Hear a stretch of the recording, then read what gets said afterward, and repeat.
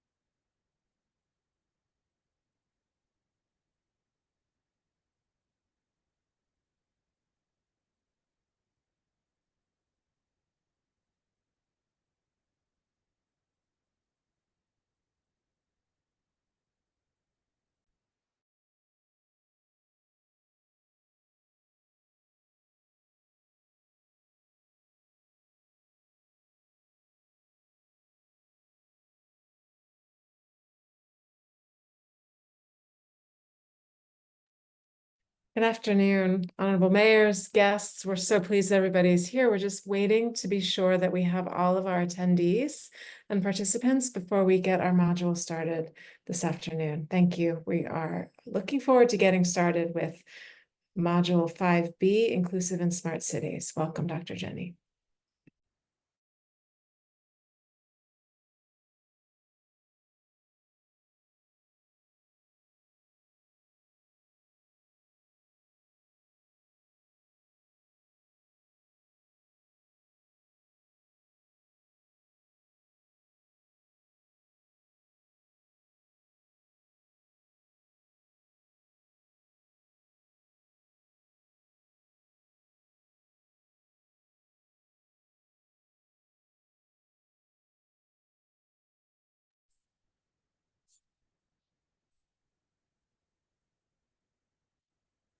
Good afternoon and welcome to Module 5B, Smart and Inclusive Cities.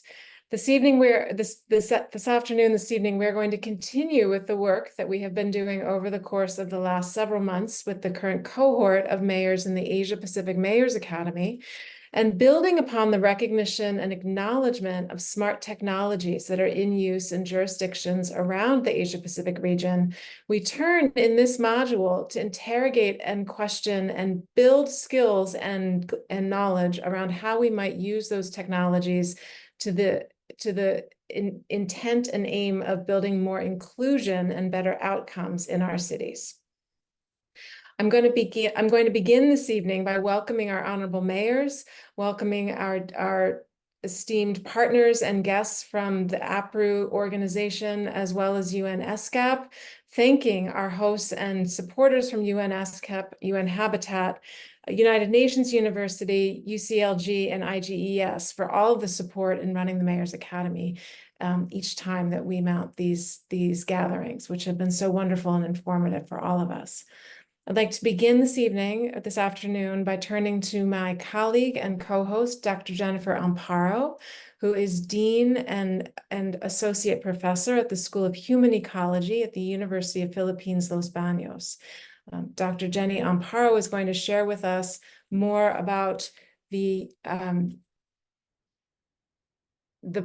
progress that we made in Module 5A and prepare us a bit for what lies ahead this evening before we turn to welcome our guests and think together about the work that we plan to accomplish. Dr. Jenny? Thank you very much, Dr. Anne. Good morning, good afternoon, and good evening to all of us here, and also from our colleagues from APRU SEL, and also our colleagues from the different university partners, and also our esteemed mayors who was here this afternoon. So my task for today is generally to provide what we have done so far in 5A. As mentioned by Dr. Anne, our module is on smart and inclusive cities, specifically smart and inclusive cities, which focuses on what are the different technologies. And when we say technologies, we're not just talking about hard technologies, but also we're talking about social technologies when it comes to promote smart and inclusive cities. So last August 13, we had our meeting facilitated by, of course, Dr. Motion here, also our colleague from APRU SEL. So we started with a talk about smart city, from initial discussion about it, is it fiction to reality, and how we really implement it on the ground.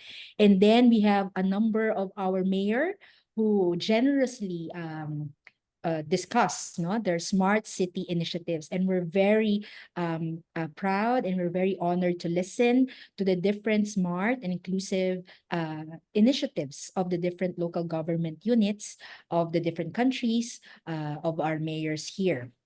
And then we also heard the sharing of our different partners, not only from, from the private sector, but we also have, of course, our partners from the UN agencies, and also our partners from the civil society, who shared how or the programs they have in terms of promoting, learning, and co-producing smart city technologies and initiatives. We're very fortunate as well not to learn about the different partnership opportunities between the different UN, academe, and the private sector and civil society engagement with the different local government units across the region here in the Asia Pacific. And then we're also very glad not to hear one of our esteemed mayor, who's also an alumni of the Asia Pacific Mayors Academy, from Thailand, the mayor of Nakhon Si Tamarat, Dr. Kanop Ketchart, to discuss their initiative in terms of smart, inclusive cities. So we see from the concept to the implementation, up to the future initiatives that we have in the different cities. We're very happy to co-learn with you all. And for 5B, we're really deep diving in terms of what we really mean by smart and inclusive technologies and initiatives, particularly in the concept of social engagement and in terms of equity, effectiveness, and efficiency. So with that, thank you very much. Maraming salamat. Back to you, Dr. Anne. Dr. Jenny, thank you so much. What a wonderful introduction and a great way to get us started with this second part of the Module 5. I want to review very quickly what we expect to be doing today with our agenda, that we are in the midst now of our welcome and review of our framework, and how we are turning to not only embrace and be aware of the wonderful technologies that are in use, as we all know, in cities around the world, but how we might start to evaluate those technologies for resourcing and prioritization. All of us, of course, are working under resource-constrained environments. And so when we are able to identify the values and the outcomes that we're seeking, and to understand some of the potentials of technologies that are there for us to be harnessed, then we are able to make some really strategic and effective decisions as leaders, and leading us into the next module around resources and financing, and the overall organizing framework that the UN ESCAP team has been providing about Asia Pacific cities, to recognize where and how we might make investments to further our locally derived and identified needs and aims. So we're going to start with this welcome and framework, then we'll move on to about an hour of speakers really sharing some innovative and cutting edge work happening around the globe. We're going to turn then to some of the homework examples that have been provided by you all as members of the current mayor's cohort. So we want to thank the honorable mayors for taking time to share with us more about the technologies in use in their cities. We'll take a very brief break from about 12:30 to 12:45. And then we have some breakout sessions that we are planning to work through these 3 E's of the framework that I'm going to go over in just one moment. After that time that we spend together going through individual mayors' work and the work that they're accomplishing, we're going to report back. And then we'll look ahead with Dr. Oki and thinking about finance and resourcing in Module 6 and what to expect for that module of the Mayor's Academy. So as we have already heard from Dr. Jenny and Dr. Motion and myself, I'd also like to take a moment to acknowledge and introduce, at least with image here, Dr. Edgar, who is also an associate professor of human ecology at the University of the Philippines, Los Baños. We are your APRU instructors for this module. And expert speakers who are joining us this evening, Dr. Jennifer Lee Morgan, who is a professor of Maori research and director of the Purangakura Center in Auckland, New Zealand. Dr. Andrew Stokels, who is joining us from MIT and the Harvard Kennedy School fellow at Harvard University in the US, and I think currently in Asia and in China.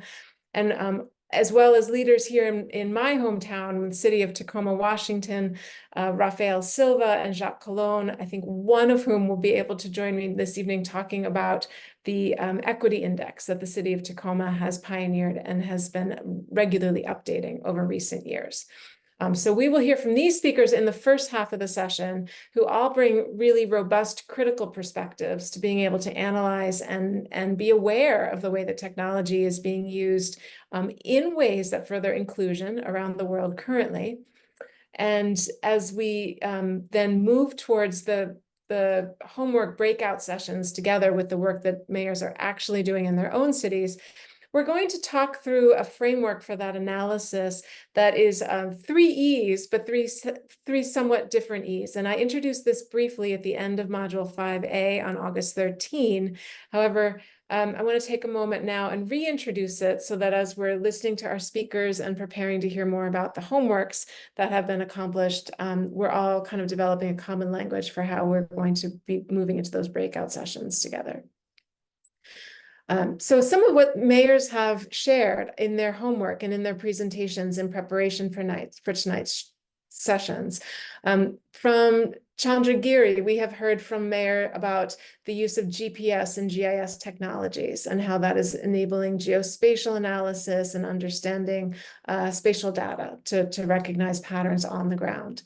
From Bako, we've heard about a tourism app that is enabled on smartphones, that is enabling residents as well as tourists and folks visiting the city to share information, to generate interest and investment in different resources and generate activity. From Ampangjaya, we've heard about traffic management and the use of technology to ease and improve circulation within the city, reduce traffic accidents, make better use of timing and signaling through different intersections. From ISMA, the one-stop service delivery, and from Segamat, the use of smart TV and traffic lights. These are some of the initiatives that our mayors are willing and able to share with us and that we're going to unpack and explore more this evening as we learn simultaneously from our experts who are here to spend time and knowledge with us. In analyzing and developing our own skills of how we learn from each other and how we make resourcing decisions in our own cities, we are going to be using these concepts of efficiency, effectiveness, and equity. We live in an era where there is so much technology available, and it is enormously exciting. It's changed dramatically in the years, certainly the years that I've been in this field, and to recognize that just because we have technology or that we're able to recognize it and use it doesn't actually help us necessarily decide which technologies and how much and the ways in which we might prioritize for our particular populations and the challenges and opportunities that we face and that we see in our own cities. So we're going to be talking a bit this evening about the concepts of efficiency, effectiveness, and equity, how we define these terms with respect to data and information, and how our values and goals can help us generate the kind of analysis that clarifies priorities and prepares us for this final module in resources and finance. So in very brief and immediate terms, and we'll come back to this, the distinction between efficiency, effectiveness, and equity is essentially when we're efficient, of course, we're moving with speed and we are conserving resources and we're doing more with less. And it's an enormously attractive characteristic, of course, to be efficient. And yet, just because we're efficient, we may not always be effective. So we're also going to be talking about meeting our intended outcomes, that the technology is effective to do what we want it to do, what our residents, our neighbors, our co-producing friends and loved ones and those that we are living with, that we all want to have happen in certain situations. So we'll kind of further problematize and talk about this idea of effectiveness. And finally, really essentially and centrally for this module, we'll be talking about equity. And we've invited very exciting experts to talk with you about their work in equity and thinking about how once we've identified and been able to mobilize a technology, how it might be used to address and engage with ongoing disparities, which we know are a byproduct of urbanization and global urbanization. And that if we want to be sustainable in our cities, it's important to not only recognize that there's technology to be used, but also how it might be harnessed and used and connected to further more equitable and just outcomes. With that, I am going to turn to my colleague, Dr. Motion, to introduce Dr. Jenny Lee Morgan. And Dr. Jenny is our first speaker this evening. Motion. Thank you very much, Dr. Anne. Kia ora katoa, everyone. Actually, I want to use this time to introduce Professor Jenny Lee Morgan. She's the Deputy Director of Te Waikato Institute of Research, Unitec, and she's expert especially in the digitalization from local and indigenous perspective. So, Professor Jenny, floor is yours.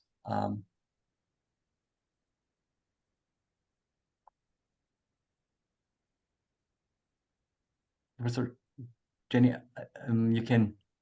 think you can share your slides and start your presentation. Thank you very much indeed. Cheers. Kia ora, everyone. I'm just going to share my screen with you.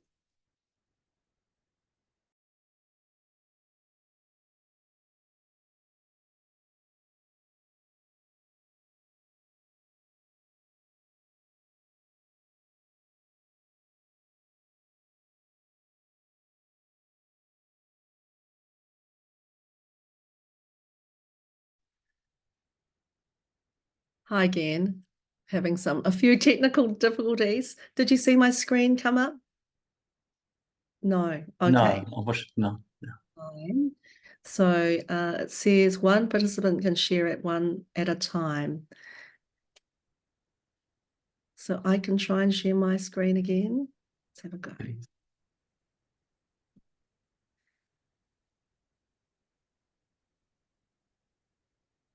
Can you see that? Yes, it's coming. Yes, it's there. First of all, tēnā koutou katoa, ngā mihi nui kia koutou katoa I tēnei wā.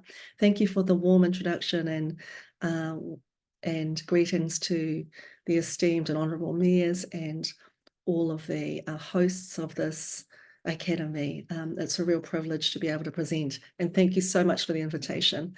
I'm feeling like a very little humble presentation here that comes from the work that we've been doing, not only as a research centre, but as an Indigenous peoples tribal group in Aotearoa.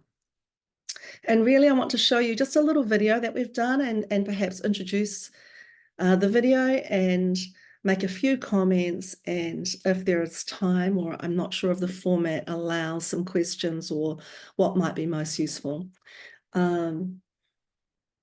So really in our Indigenous culture, it's very important to locate ourselves. To tell you a little bit about me before I begin, what we call the kaupapa, the topic, because we are all, of course, personally and professionally attached to the things that we do. So very briefly, It's when we were talking about Asia Pacific Mayors Academy, I am from both Asian and Pacific descent. This is a photo of my extended family. I'm not sure if you can see my cursor.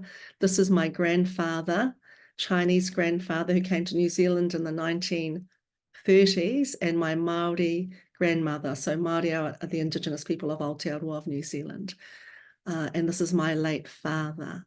And he is surrounded by his brothers and sisters, his siblings. So I come from Māori Chinese heritage, and these are my children. I am a mother to 4, and I currently raise my grandchildren.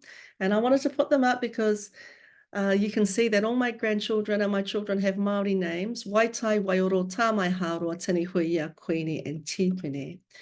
And part of the real movement in Aotearoa for Indigenous people is the reclamation of our language and our culture and our land, and leading to this digital twin project that I'm going to talk to you about in a minute.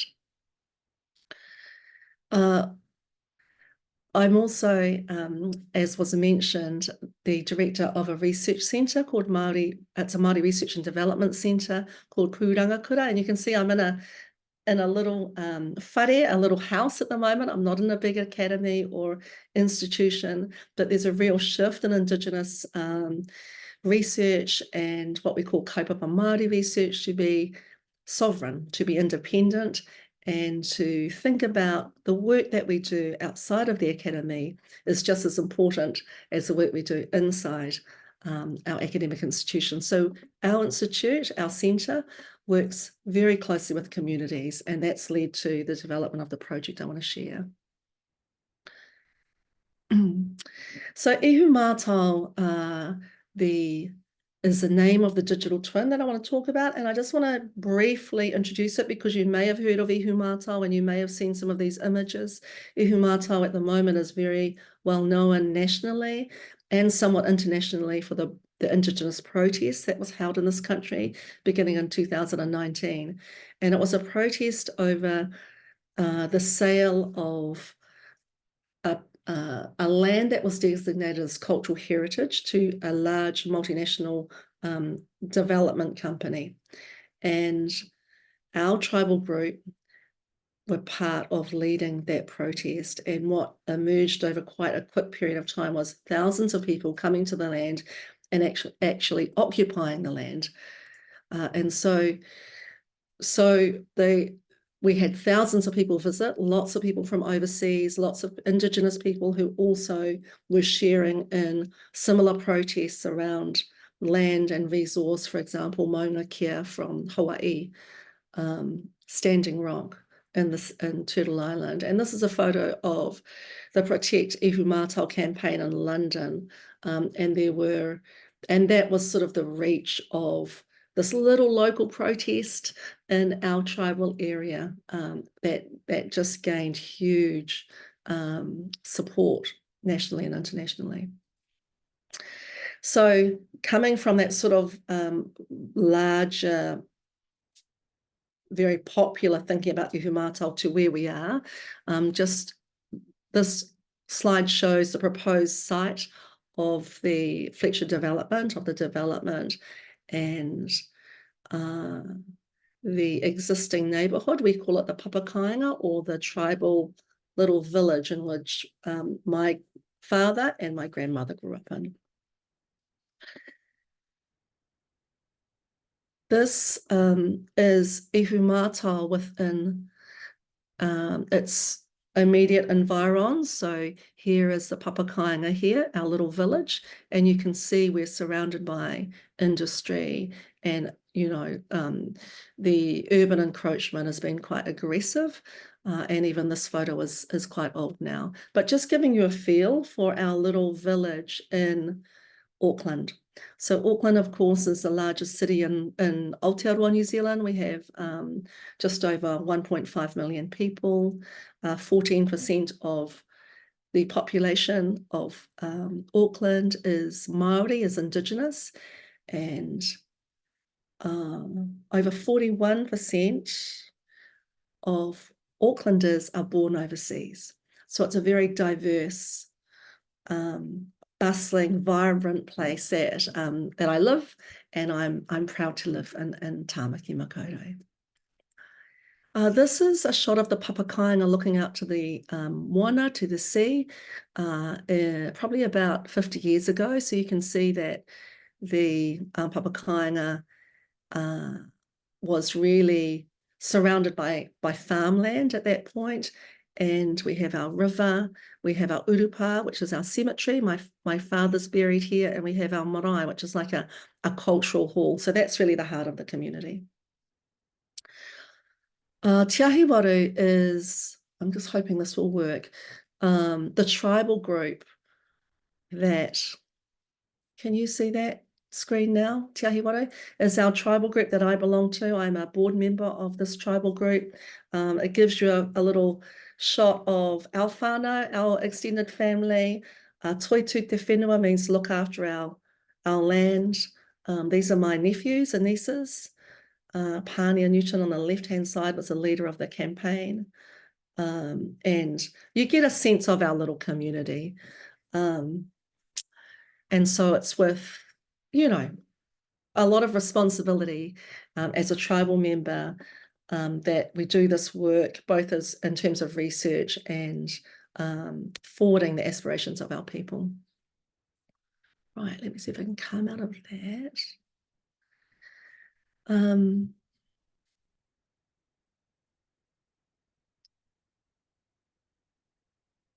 So just very quickly, Ihumātao, our areas had a lot of degradation, and this is just an example. In 2015, there was a industrial dye spill that had 1,000 litres of purple dye spill into our awa, our river. And for us as Indigenous people, our rivers are sacred, our rivers are tupuna, ancestral.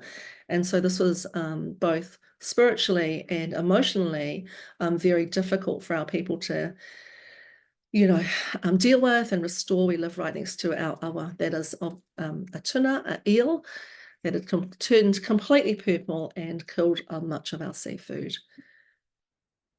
I want to show now the little video that's really self-explanatory, and then just make a few final comments and hope there's enough in it to be provocative, to stimulate some thinking around equity in terms of technology and digital twins. So I'm going to try stop share and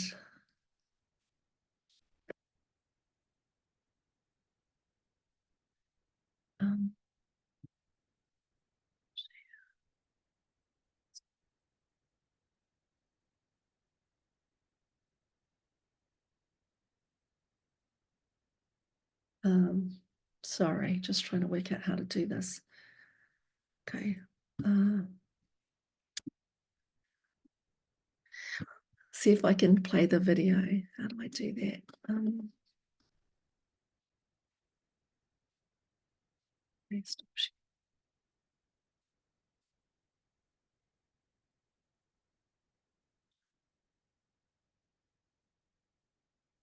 Are you still there? Oh, no. Yes, we are here. I can't find you. Zoom. Oh, there we go. Okay. Share screen.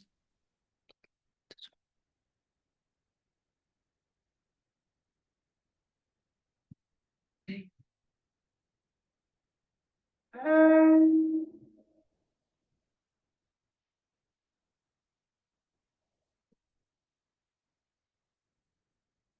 Ko waio, here tēnei no te waiohua, nā te kānunu ki te wairoa, waikato tainui, me ngā te hoa mua hoki, ko Sophia Olofanga ahau, the mokopuna of 20 whanga, 20 Roberts, and Tali whanga, and Makaurau marae is my marae. Kia ora, ko Gary Te Young taku ingoa. My mum is buried just down the road here. My marae is just up here. My uncles and aunties live all around here. And I've grown up in Auckland, and yeah, This is a very special place to me. Kia ora, Jenny Lee Morgan tōku ingoa, uri tēnei no Waikato, te ahi waru tētahi waku hapu.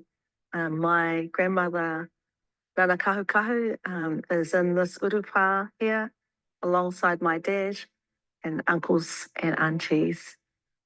Gary is my first cousin, and it's lovely to be working with our whānau in our papakainga of Ihumata. So my role as part of the Digital Twin Kaupapa as the Housing and Rangahau lead, I was the liaison or connector between Te Ahiwaru and the Digital Twin project team. The process of creating a digital twin for us as a whānau has been remembering those things that happened, and it's easy to forget them. And part of collecting them and visualizing them in a digital way that's accessible, that's instant, keeps those memories alive, and in particular, the memory of injustice. The development of the digital twin is really important for Te Ahiwaru, mainly because it provides a space for our kōrero, our mātauranga, and an archive for those in the future to then access. For those people using the digital twin, they'll come at it at different levels. So the understanding of it from a high level could be understood. As a digital twin, we can surface that information at different levels. So as you dive deeper in, that's quite powerful as well. It's really important to have access to things, but to have them visually displayed. Better, we might talk about an event happening in 1863 when our land was confiscated. To visually see that is a next level of impact that I think is really important in understanding what happened, how it happened, and what is the impact on our whānau. And I think that's really one of the most powerful things a digital twin can offer us as a hapu. So that's probably my greatest vision for this tool, is for it to be used as a tool that our whānau are able to access it and use it for the benefit of or betterment of their ao, of their lives, for Te Ahiwaru to be able to lobby for the things that we need and deserve. I think that it has a lot of potential. It all hinges around the data. And then after the data, then we present it in a manner that people can understand it. But that's the beauty about data, is that once we have it for one project, we have it for all projects. And so we just keep on adding and adding and adding to it. So I just see the relevance of this growing even more so in time. I think the most important documents that we've found are those that are historic, that we thought we had lost, and just understanding the timeline of what has happened to our kainga, to our people, and the devastation that has happened there. I think it's, well, you know, the whakatauki to move forward, you have to understand the past. So I think that's been really important work that's come out of the digital twin. The potential of the digital twin for Te Ahiwaru, for Ihumātao, is enormous, because it enables us to have our own knowledge in our own hands.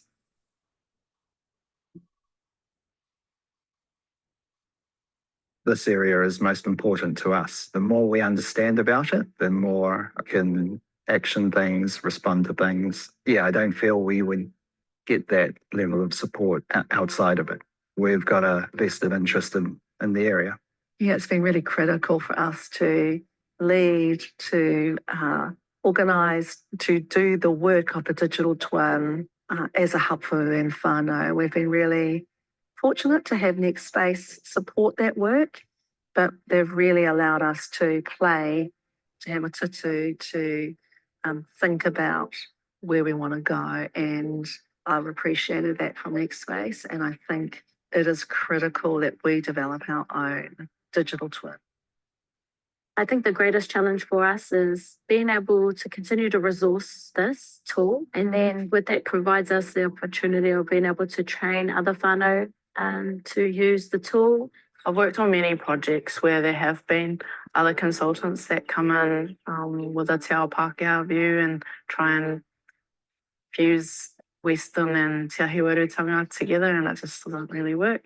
But I think us as a hapu trying to lead this mahi is really important, not just for data sovereignty, but our own mana motuake. And I just believe it's important that it's our own tikanga, it's our own mātauranga that's being woven throughout the whole digital twin and our intellectual property.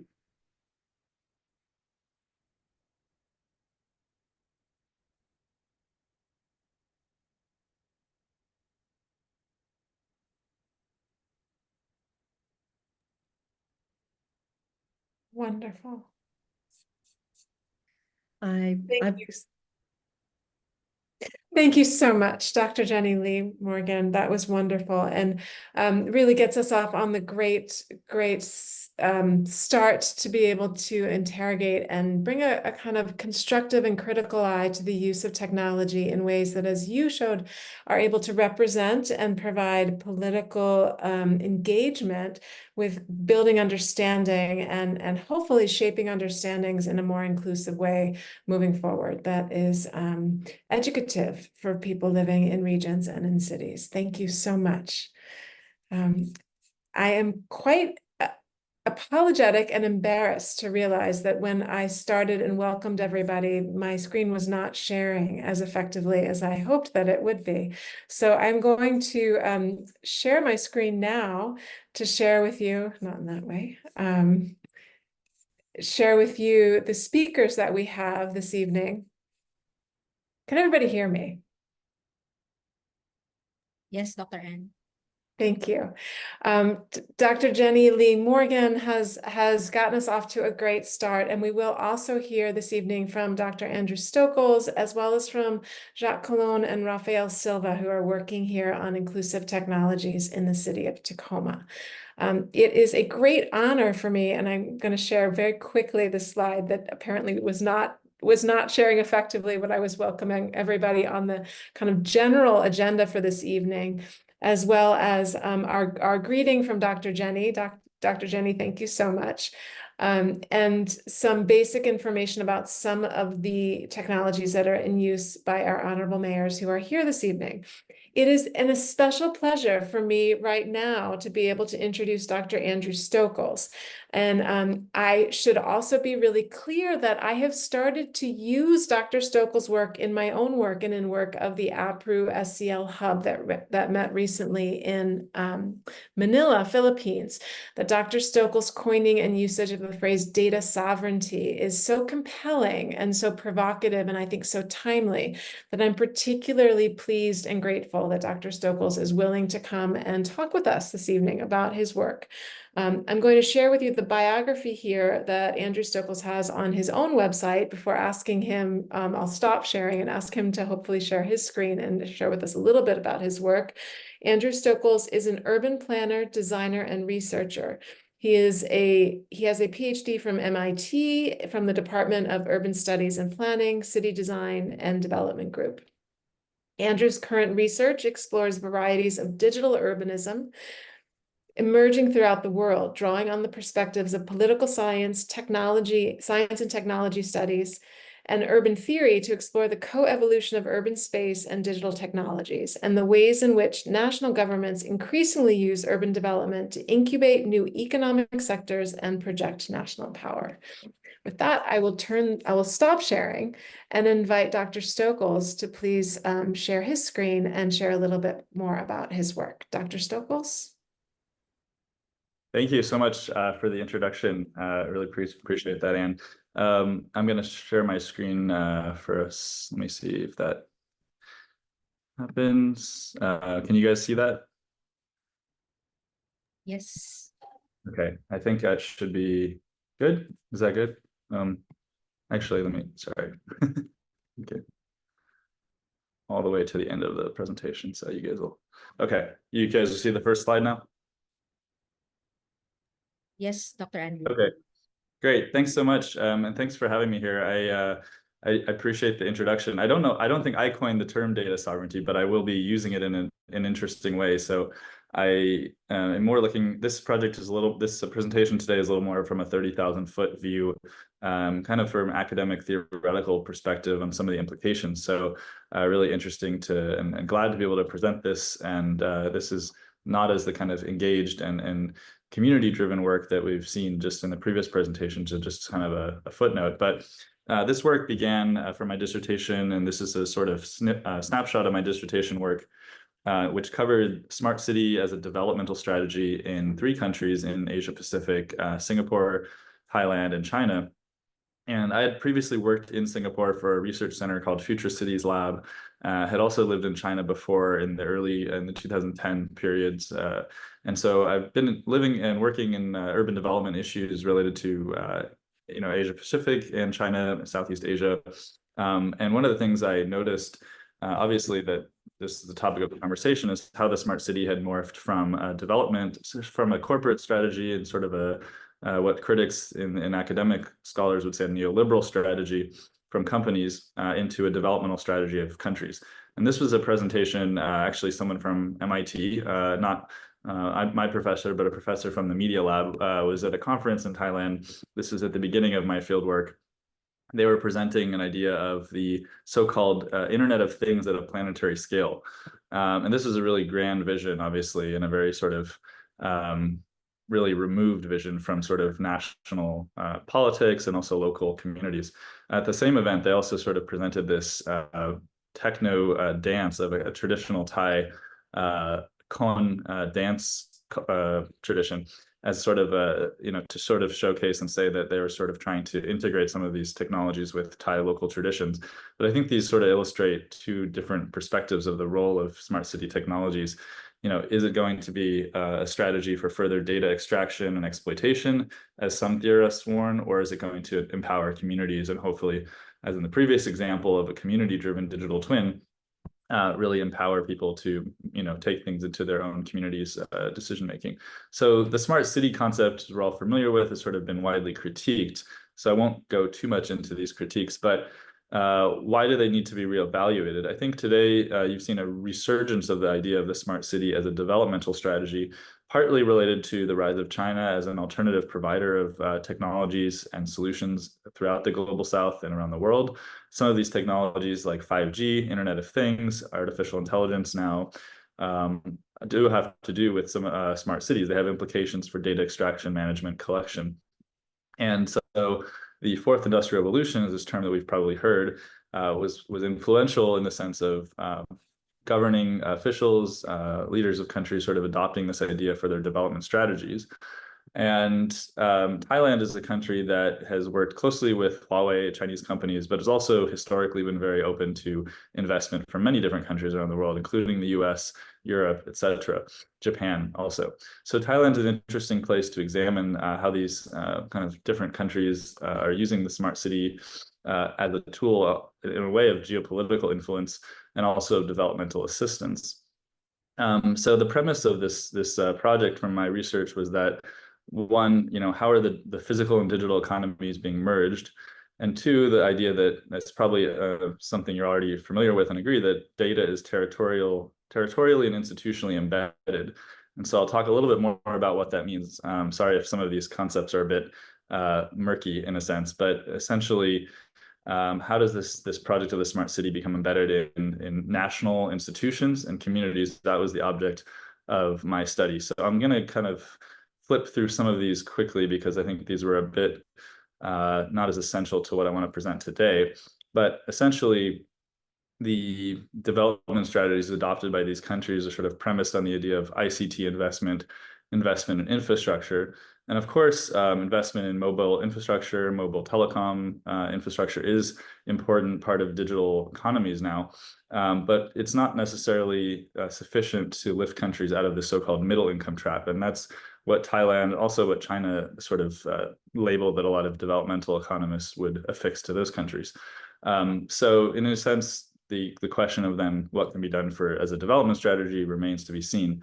But in this project, what I wanted to focus on is really, sorry for flipping through some of these, I can come back to these if you're interested, but why Thailand and why looking at these sort of country level perspectives? Well, in urban theory or in urban studies, sort of critical geography now, we have this concept of platform capitalism, the idea that you've probably heard that platform companies extracting data, usually from cities through apps that people are reliant on, is a new economic model, now a dominant economic model around the world, increasingly, whether in the US, Europe, Southeast Asia, China. And you have companies like Google trying to build what are essentially smart cities or new smart communities. And this Sidewalk Labs project, which you may have been familiar with, was considered a failure. Why was it a failure? Well, one of the reasons why Google had to pull out of this project and the project eventually sort of collapsed was that communities were very suspicious and wary of a company like Google owning and using their data without their knowledge, without their permissions. And so this idea now that data is not a private asset, but now a sort of public resource or even an infrastructure has become increasingly sort of popular or dominant, not just in Canada, but also in China. You now see even the government in China talking about data as a sort of new production factor and different ways that they're thinking about it too.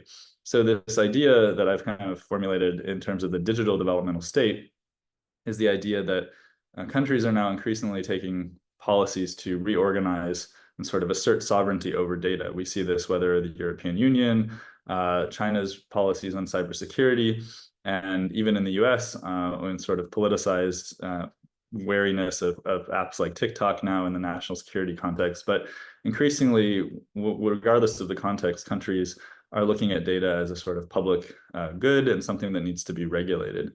And so in this framework, some of the policies and projects that I analyze, which I won't go into too much detail today, but essentially cover aspects such as, one, asserting data sovereignty over data within the borders of the country, providing digital infrastructure, increasing use of data agencies specifically geared towards creating new platforms for cities and national governments to regulate data. And so the case that I want to present today is just one case of my dissertation work, which was on Thailand, and really looking more at a sort of broader national scale perspective on how these different platforms are evolving and how they fit within the sort of institutional dynamics and the state, central local relations, politics in Thailand. So as we may know, Thailand is extremely centralized in terms of its dominance of Bangkok as a capital city. And also this has been a flashpoint within recent political instability in Thailand, highlighted by ongoing coups between elites and also popular-led movements. And so this is sort of exemplified, this dynamic is exemplified by the reality that almost close to 75% of the budget in Thailand is dominated or held by Bangkok and goes to Bangkok, the capital city. And this was a flashpoint in some of the recent political movements in Thailand. At the same time, there's been this policy, Thailand 4.0, to digitize and upgrade Thailand's economy into the digital era called Thailand 4.0, which was adopted by the military kind of post-coup government in 2016. And the first pilot that was developed, one of the first smart city pilots, was in Phuket, which is a tourist island, but it was seen as a suitable place to test out some of these. So in this sense, this pilot actually was premised on the idea that this Phuket is an international hub, is an international tourist destination. They received a lot of consulting, so I did this research basically talking to mostly government officials, planners, companies, and understanding how this platform developed through essentially local efforts. They brought in a lot of technology experts from Cisco, IBM, et cetera. Those companies tried to sell the city expensive platforms. They didn't take them up on that, but they took their advice and their ideas, and then they went ahead and built their own platform alongside some help from the central government and also local universities. But essentially, this platform hasn't really proven that useful so far. It's been mostly a sort of pilot project and a kind of national showcase. At the same time, there's companies in Thailand who are trying to develop more standardized platform to provide to cities as a service. So this is an example of a platform being developed by the state oil company in Thailand, PTT. So this is a large state-owned enterprise, actually the largest company in Thailand by market cap.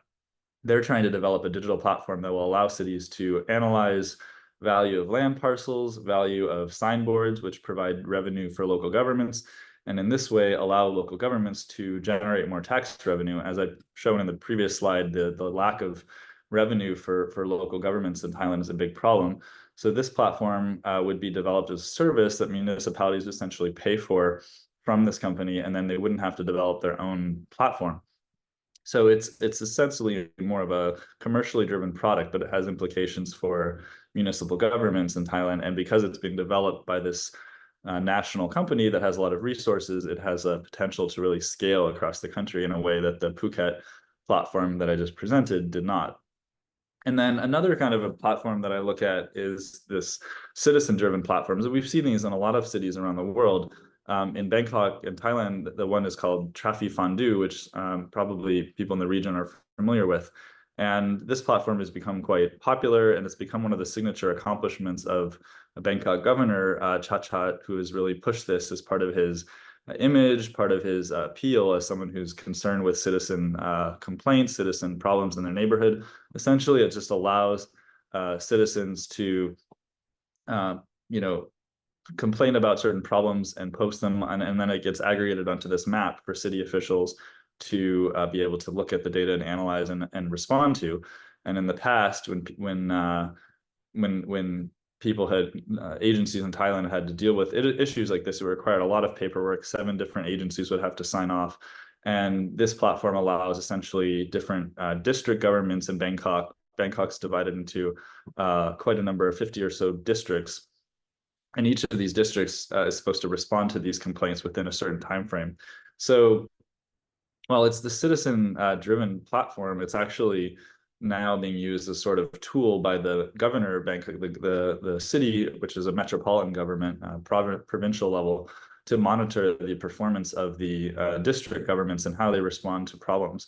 And because this sort of political system is a little more centralized, hierarchical, this tool has multiple effects. So it becomes both a citizen platform, but also a governance platform for the city, and a sort of a disciplinary platform to potentially improve governance.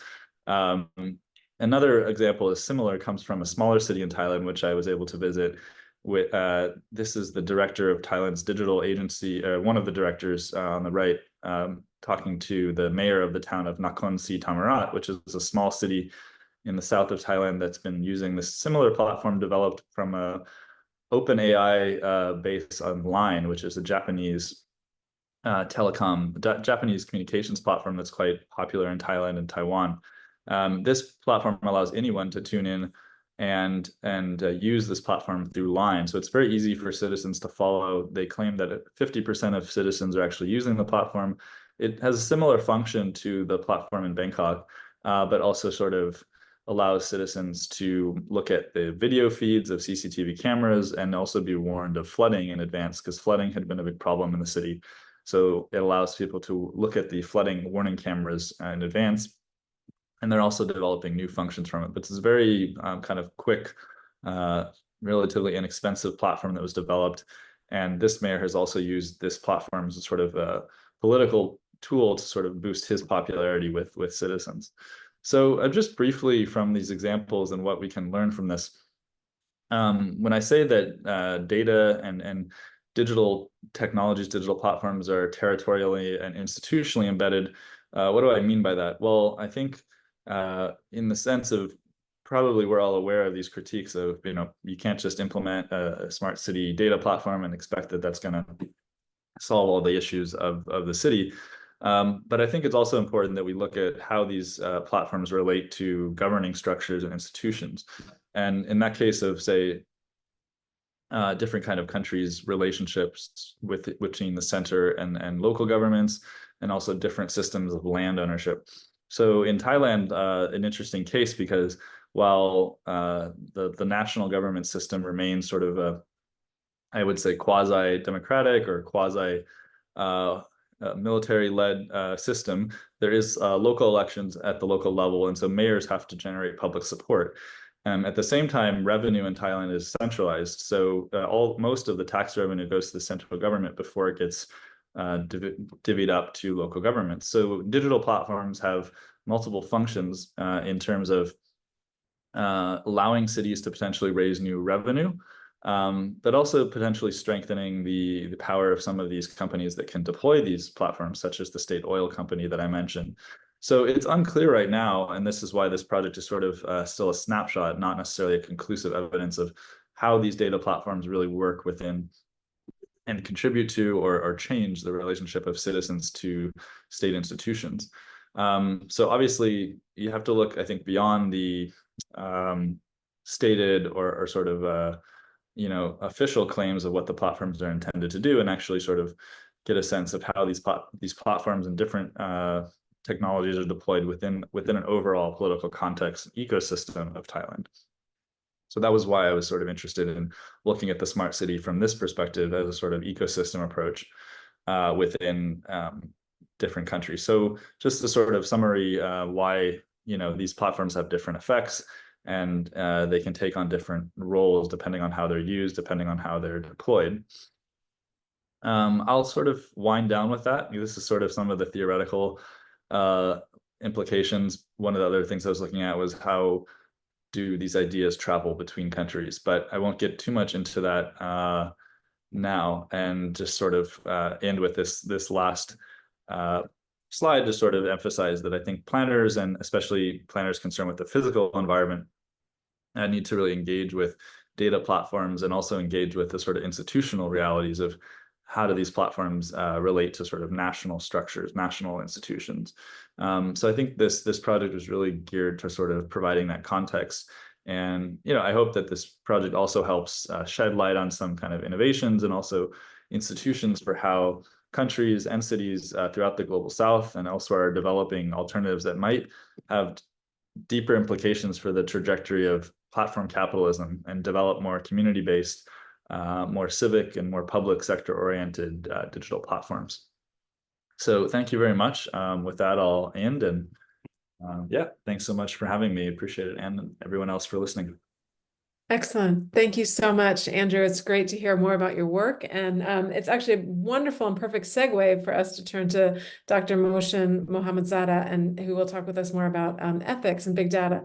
But I would just like to say briefly how thrilled I am to hear more about the relationship to national government, and frankly, the learning edge, I think, for all of us to be thinking more about the role that localities and municipalities play. But at the same time, we're courting investment.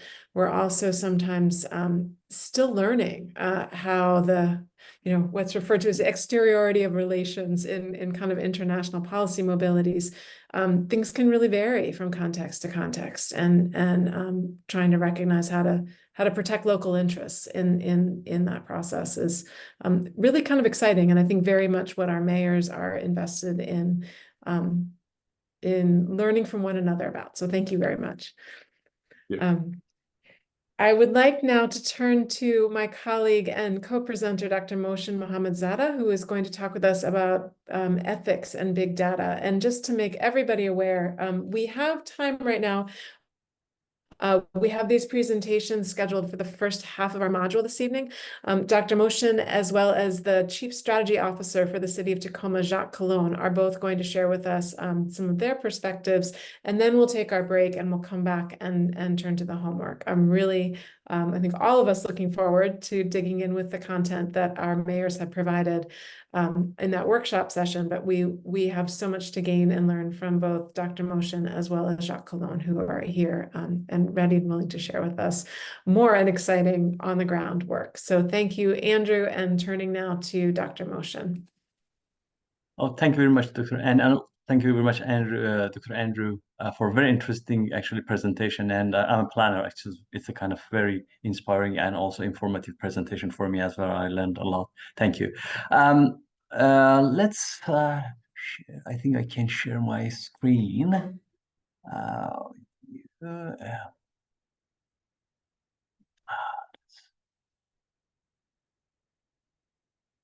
I think you can see my screen though. That's okay. Yeah. Yeah. Okay. Fantastic. Okay. Kia ora, everyone.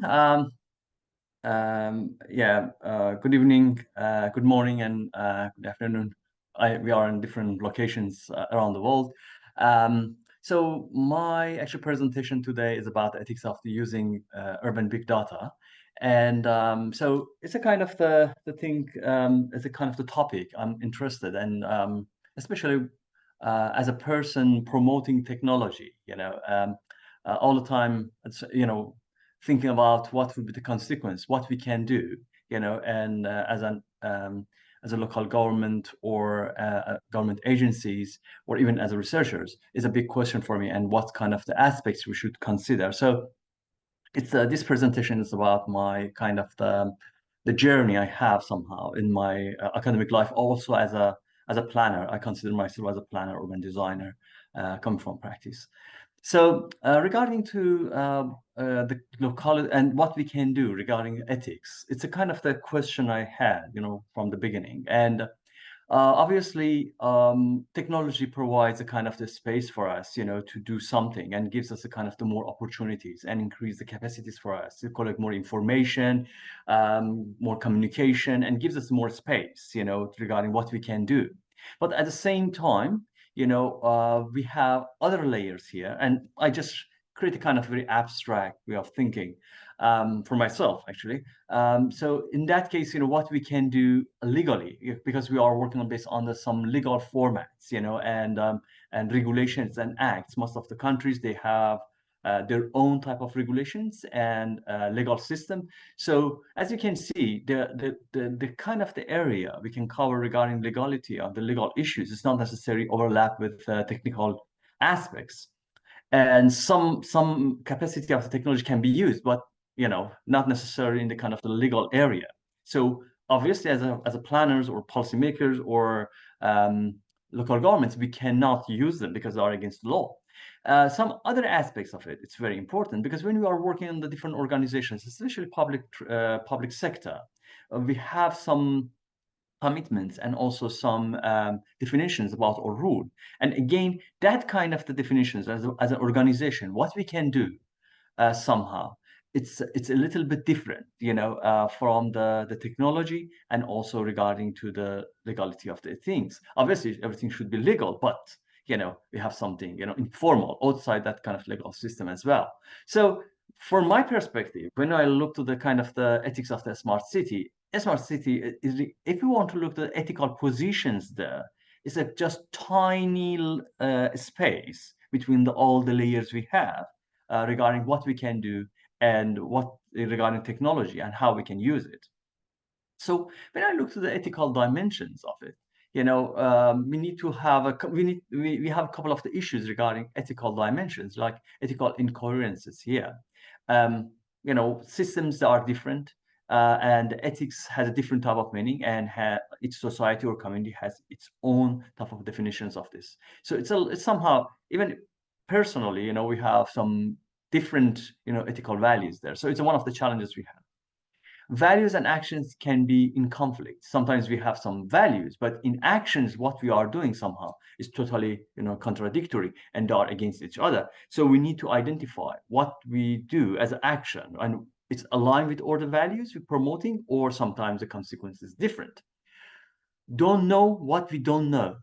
And it's a kind of the thing, when we're speaking about, for example, the technology, if you ask us around 10 years back, we didn't know actually about the AI, and maybe some people in the Silicon Valley knows this, but it was coming from nowhere for us, and suddenly transform everything there. So we cannot predict it. Suddenly we're faced with the new technology, and we want to define, what's ethical regarding that kind of technology, what we can do with it, because suddenly it's coming. And especially regarding to the topics we want to cover here regarding efficiency, equity, and justice, somehow it's quite problematic here, because technology disrupts some aspects of it. And opportunity to align values and actions to increase the collaborative innovation. Somehow, as for example, you can see, what Professor Jenny Lee, for example, presented here. Technology can create a new type of understanding.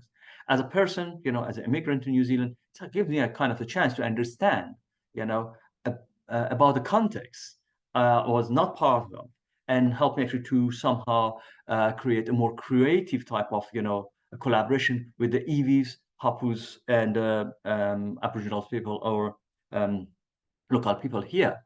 And or somehow we need to think about the reduced values conflict in the big data innovations, because when we are speaking about the big data and the kind of, especially urban big data, you know, somehow the conflicts exist in the kind of the information. It's quite important here. Another factor we need to consider regarding the ethical decision process is a comfort factor. We need somehow consider what we can do, make things quite easier or sometimes more efficient way.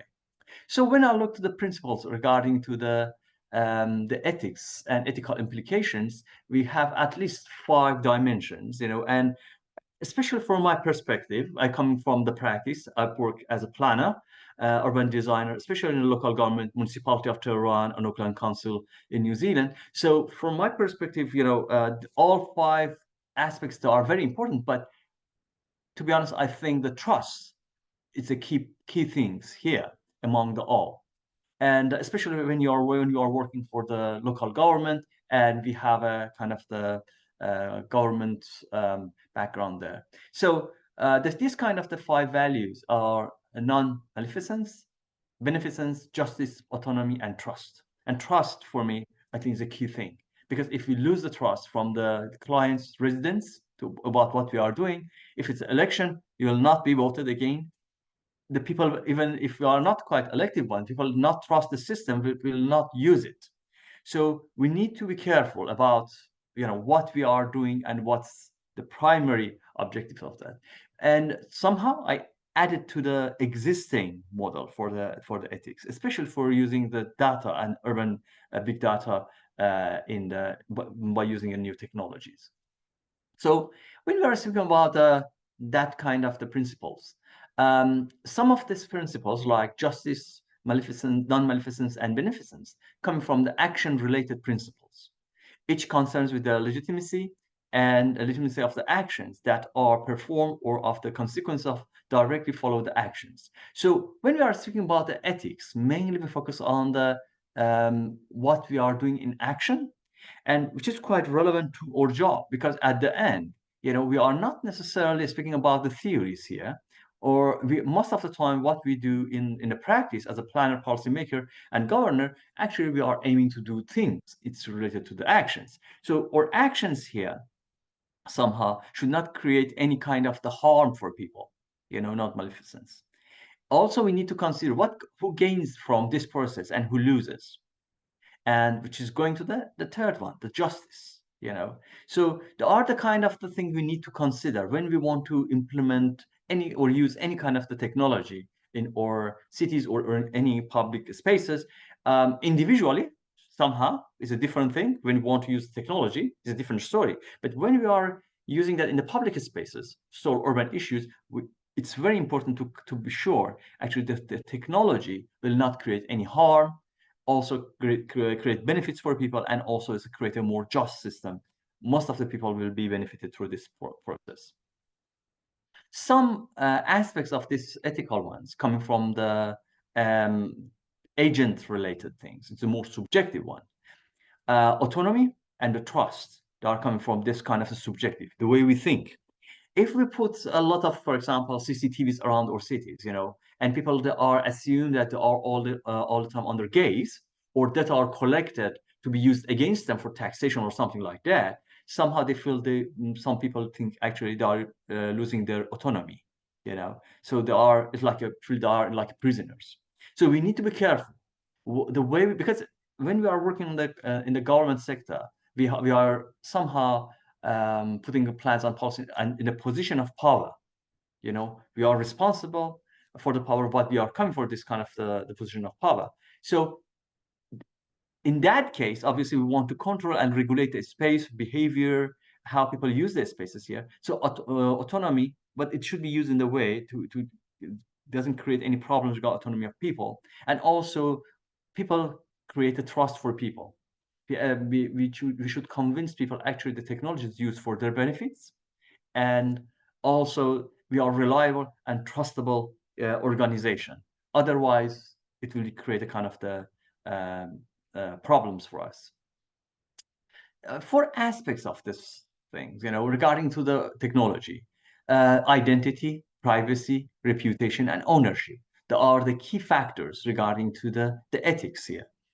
So when we are thinking about the identity, is sometimes, especially when we are speaking about the digital platforms or social media, the thing is that sometimes, the offline kind of identity is sometimes quite different from the way we are using that in the social media. So it's a problem. It creates a mistrust. For example, a couple of the colleagues here, a couple of years back, wanted to collect information about the people. And they use a Facebook platform, and they didn't mention that actually. They joined the Facebook groups, and didn't use their council, identity, or didn't introduce the group. There are planners working for the council. So they just joined the group as an observer or as a member, but collecting information from people. So that then later creates a huge problem. So we need to be sure what we have as identity in the digital format is quite aligned with what we have as the reality of the offline one. The privacy, who should control access to the data, and the privacy is very important. Who will have access to this kind of information? Because as a public sector, we collect information, sometimes the private information from people. So it's very important to inform the people who's in charge for it, who owns the data, collected data, and what's the purpose. Sometimes it's quite problematic because when you are working for the governments, most of the time we collaborate through the public-private partnership models with the service providers. The good example, Andrew mentioned that about, for example, Japanese platform there. It's a question actually to what extent that company, the Japanese owner, has a control on ownership of the data collected from people in Thailand and Taiwan. So it's a very big issue here. Reputation also is very important. How we can actually determine that what's trustworthy, and also a reputation as a trustable and reliable government or agency is very important here. Why it's important? Because data, and especially urban big data, can be used and reused, repeated, repurposed, recombined, and reanalyzed for different purposes. So it's very important, actually. At the beginning, we understand why we are collecting the information, what's the main purpose, and we are not breaching that initial ones. And it's a kind of the thing we need to somehow define it at the beginning to be sure that kind of the information, that kind of reusing, and repurposing and recombining will not create a harm for people, especially, and also does not necessarily create a benefits or a kind of the monopoly for a group of people who has access to it, or also does not create a problem regarding trust of the people, especially residents. And so to do that, actually, most of the time, it's a part of the human nature. We are doing a kind of the research, the trial and error. We have inquiry. We try to understand the problem and define it, and identify the boundaries around that, articulate it, and then implement it, and then question that kind of the actions and regulations if there is a problem. And especially it's very important because most of the time, or bureaucratic system or legislations that are quite slower than what we have in the technology called advancements. So it's very important for the public sector, especially the government, actually to do it quite faster and provide the feedback to the legislative system actually to put the regulations in the correct way. So as you can see, some organization or international organizations, even ESCAP, for example, have quite good guidelines. UN provide a very good guidelines about the technology, and sometimes we have some local ones, how we can use the technology in the correct and ethical way.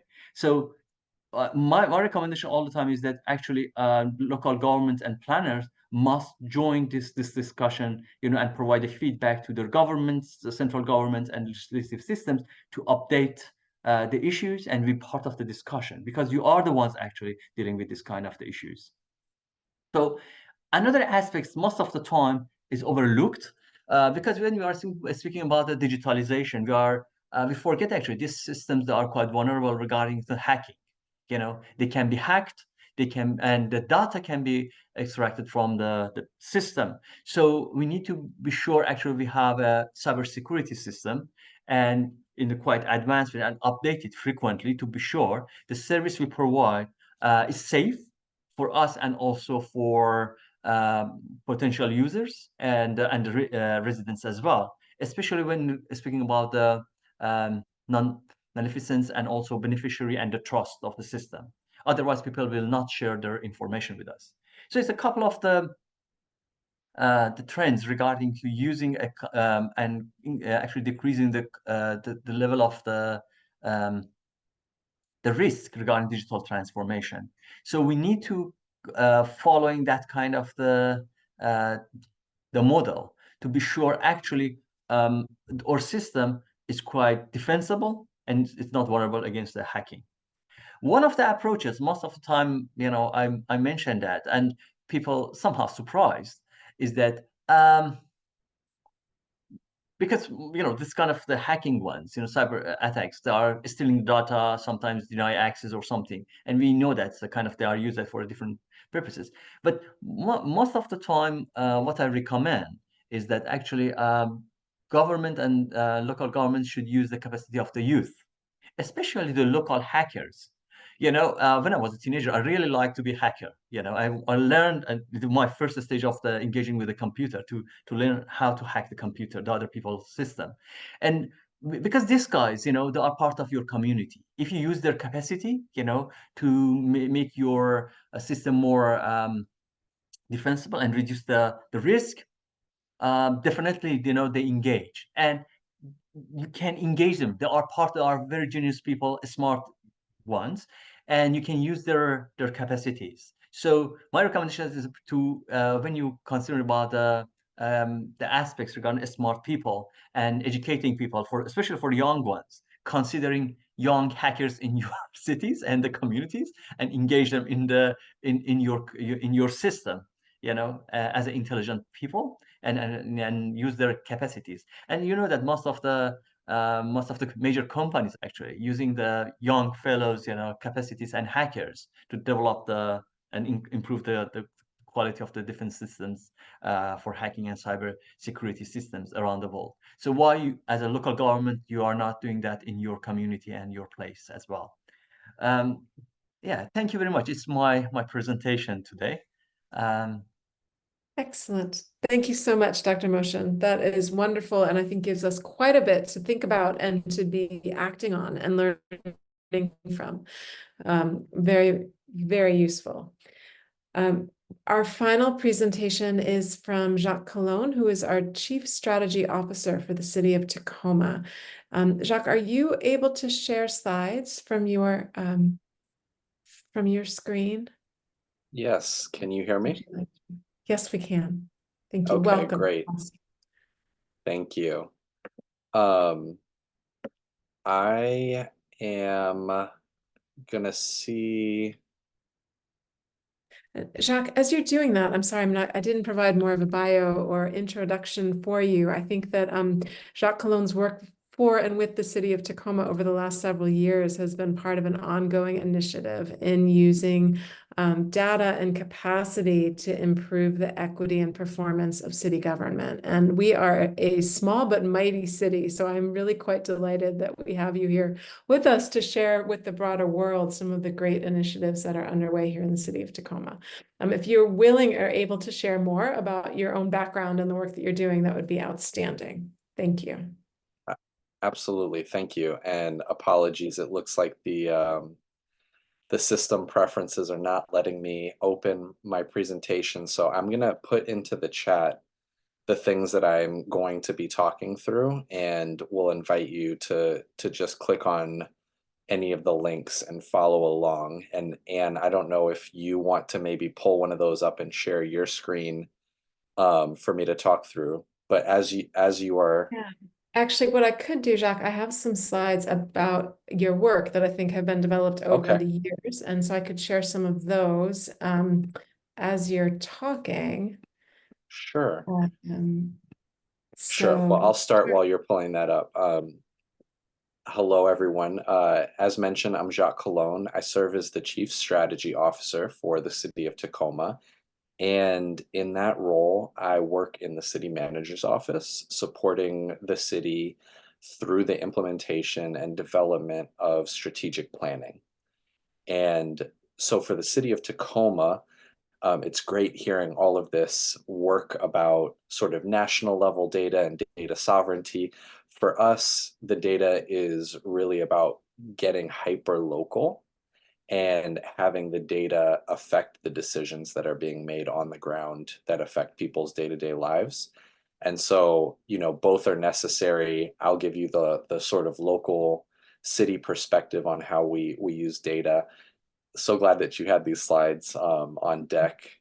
So one of the things that has really been influential for our use of data to impact operations is what we call the Tacoma Equity Index. And what you can see here on the slide is a screenshot of that equity index.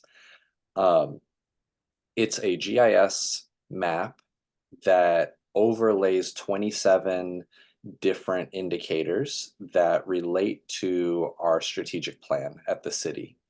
And so we take a bunch of different data sources, as you can see here, calls that residents make about problems in their community. That's the map on the left. Voting record, how often people vote is the map in the middle, and graduation rates from high school is the map on the right. And as you can see, each of them are different, but as you start overlaying more and more of these indicators, you start to see patterns of inequity. And those patterns are what really impact our decision making as a city, because each of these individual indicators tells a different story about how opportunity shows up in our city and how it doesn't show up. And so by looking at each of those individual opportunity indicators, we can begin to put together a picture of how social, economic, environmental factors all begin to stack up on top of each other to create the conditions that people ultimately experience in their day-to-day lives. So this has been really, really useful for us in thinking through how we can actually empower our programs within the city, but also our partners with information that allows them to make different kinds of outcomes for the people that they serve. And so one of the links that I put into the chat, the middle link actually, the one that starts with story maps, is a new tool that we have just created based on this map that we're calling case studies. And it's a collection of, more than a dozen different examples of how programs within the city have used this tool to actually influence the work that they do. And so the area that I was going to go into, well, let me pause here on this for just 1 second and say the use of this data is so important to how we actually operationalize data, because it can be used for a number of different phases of the decision-making process. And so even at an early analysis phase, this data can be used to think about where are opportunities lying for residents, and where might they not be. There's also resource prioritization, which is the area that I'm going to spend my last few minutes talking about, which is essentially just saying, all of us are operating in settings where we have limited resources. We don't have enough resources to meet the needs of our residents, and we all have to make tough decisions about how we're going to ultimately prioritize those resources. So how do we do that in a way that ultimately gets to efficiency, effectiveness, and equity? So I loved seeing that the homework slides really tap into the same reasons why we feel so strongly about using this tool, because we think it accomplishes just that. So same thing for outreach and engagement, thinking about how we actually engage with our community, policy development, and supporting partners, as well as continuous uses. So all of that is to say there's no one use for this data. It can be used in a number of different ways to help identify what problems you're trying to solve, help identify how the work that you're doing is addressing that, and how to continuously improve. So if we click on the resource prioritization tab right here, if you click on any of these, it should take you to a section that has a number of different examples of how this has been used to accomplish that. So if you'll just pause at this first example as you scroll down a little bit, one of the coolest examples that I can share with you is around streetlights. And, you know, every city I think has, you know, some sort of issue with streetlights. You know, there's a ton of them. We never have enough money to keep them all, you know, working in good repair. So how do we make the decisions about which streetlights we do and don't repair, or which ones we do or don't install? And historically, what we have done in Tacoma is we've looked at other data. We've looked at, you know, auto accidents. We've looked at crime data and things like that to help determine where to put those streetlights. But if you scroll down to the first map that will come up, because, all right, so if you pause here, back before we used the equity index and we just looked at crashes and crime data, these are the locations of the streetlights that we would have repaired.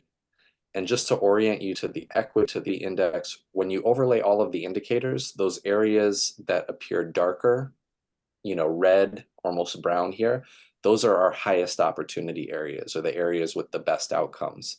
And you can see in the south of the city, those lighter colors, those are our lowest opportunity areas, generally have our worst outcomes. And so as you look at the streetlights, you can see that when we look at the normal data, it already pushes us towards putting more streetlights in the areas that are lower opportunity, that need them more. But if we keep scrolling down, we'll see that if we add the equity index into how we make that decision, this map right here, if you'll pause there for a second, shows you that once we incorporated the equity index into the streetlights program, you see that it actually shifts even more of those streetlights from the high opportunity north end to the lower opportunity south and east sides. And so what we have done is we've actually integrated this equity index algorithm into the formula that we use to determine streetlight replacement. So by doing that, we are able to increase efficiency because we believe that we are going to get the most bang for our buck in which streetlights we actually replace, because we only have limited dollars to do that, right? In terms of efficiency, or sorry, in terms of effectiveness, you know, when we put a street light in a low opportunity area, we get more return than we do in an area that already has high opportunity. And what I mean by that is you may see improvements in perceptions of safety. You may see reductions in traffic or pedestrian incidents. You may see reductions in crime. All of those things are potential benefits of doing that. So there's a ton of co-benefits that we can achieve by doing that in becoming more effective and more efficient. And then finally, in terms of equity, we know that these maps of opportunity do not look this way just out of nowhere.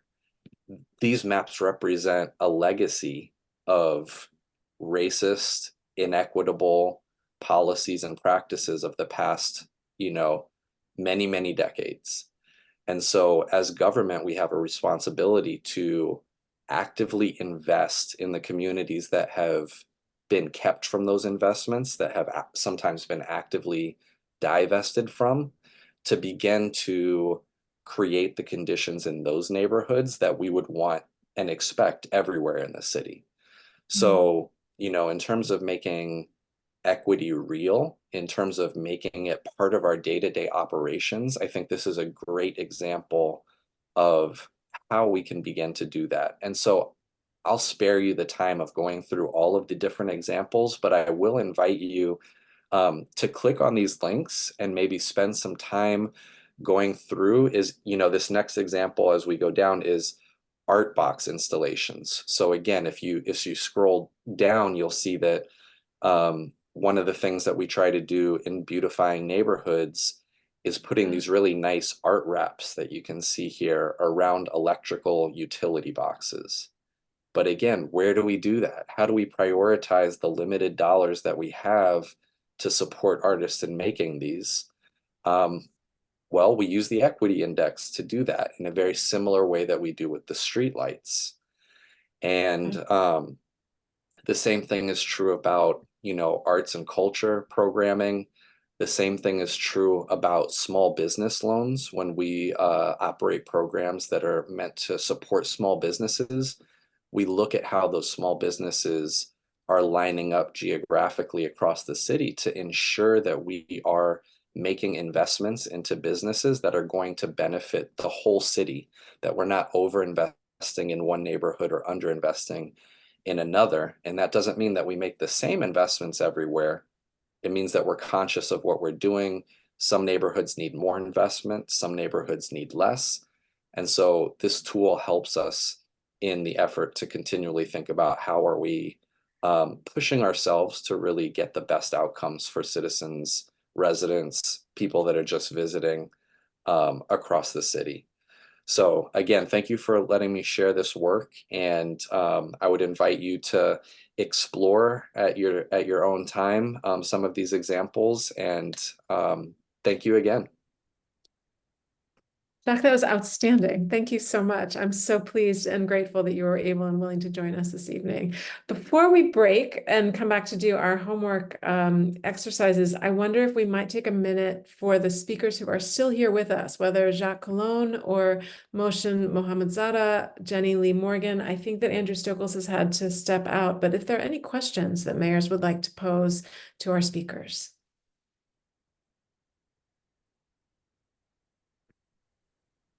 Hi. Hi. I have a questions. I think this is for Tacoma Equity Index. What do you do? How it started? Maybe if you can, comes up with the index. How it started? The process to have that index. What we need to do actually? Because we have all the data. Yeah. How to start with the index? What you do actually? Great question. So I think the hardest first step is figuring out which data sets you actually want to use, because I think all of us have tons of data, so many data sets, it's overwhelming.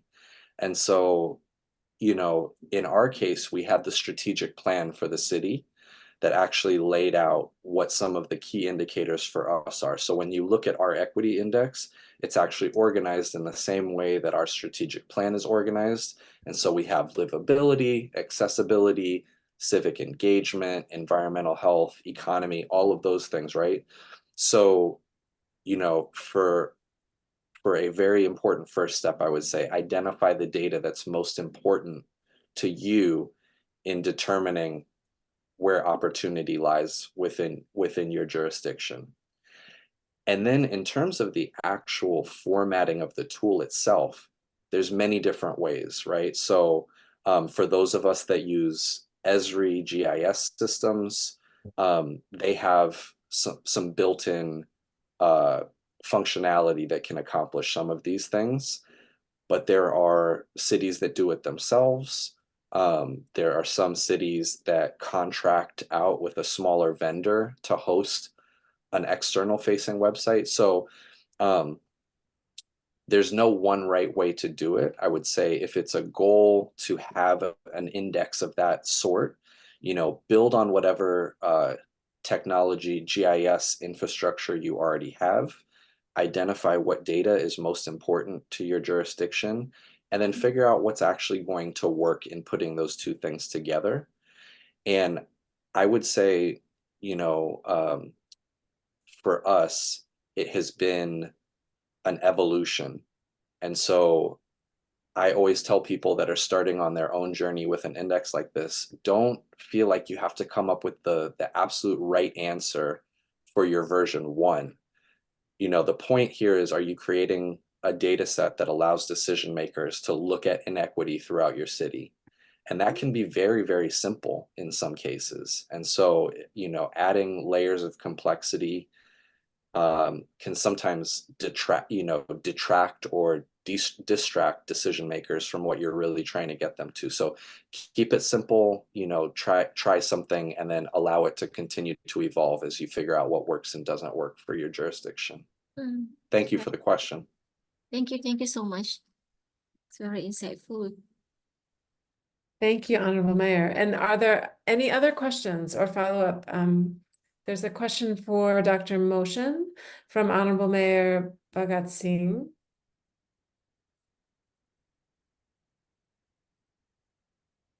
Are there any open data initiatives? May I turn it over to you, Honorable Mayor?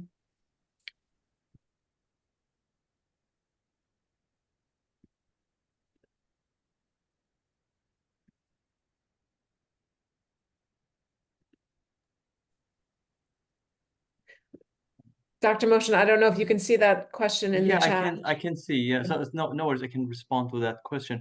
There are a lot of kind of resources regarding to dealing with the big data, and some governments, they are part of the Open Governance Agreement. So and that particular organization provides some guidelines regarding to publishing and make the data available for public.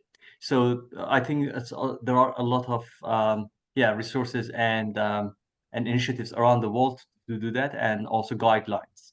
One of the main concerns regarding the open data initiatives is a privacy issue, and also somehow people can, to what extent people can use it, ethically or for other or not. So it's all the time it's a kind of the concern, and so the level of the information we can publicize is sometimes quite different regarding the scales. The good examples is a model we have in New Zealand. Into the stats, which is the major um, government agency provided data for us for the policy making. They have interactive maps. You can see easily even the different ethnic groups based on the numbers, latest numbers and everything there. But when you go to the blocks, city blocks or kind of very small, tiny neighborhood level, they will not provide that level of the information.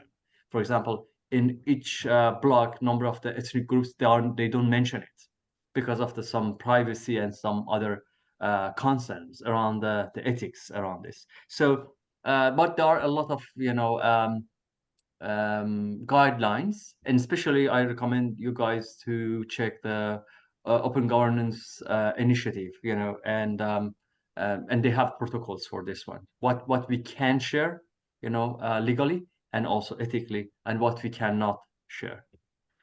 Great.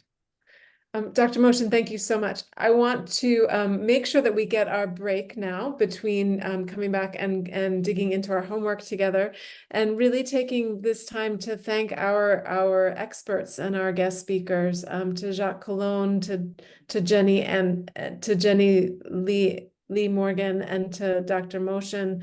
Thank you very kindly and with deep gratitude for sharing this expertise. It's very, very helpful. I know it's quite late for Jacques Colon and for those of us in the US, so I'm particularly grateful for the willingness to take time this evening.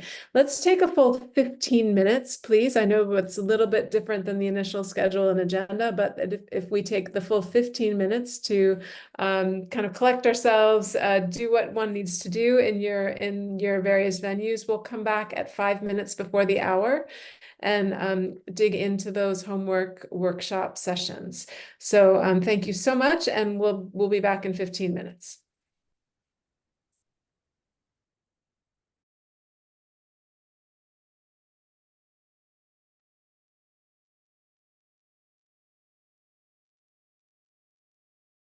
welcoming everybody back as you retake your seats and hopefully turn cameras back on. We have just over an hour to go in order to review our homeworks together and to do the actual work of learning from each other. And the homework slides that have been submitted have been so good and so strong that I think we want to make a combined effort to both hear from a couple of mayors who might be willing to share their slides with us before we break out into our Miro sessions and go through our efficiency, effectiveness, and equity analysis together. So of the mayors who were able to prepare and submit slides, I wonder if there are any volunteers who might be willing to share those with us. And if so, I think that Fabia is able to share the slides from UN ESCAP. And I think Dr. Jenny is particularly well-versed as Dean of the College of Human Ecology and playing such a significant role in training our professional practitioners through UPLB that perhaps we can offer some comments on the slides. Do we have any volunteers who might be willing to share those slides, those homework slides?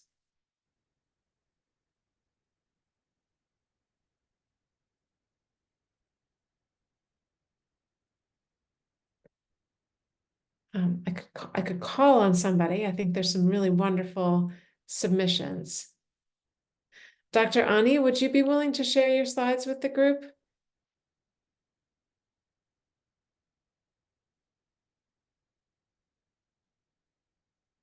We can queue them up from the ESCAP place. Dr. Ani, your slides on Ampang Jaya and the traffic management, or perhaps the slides from Bako, the tourism app?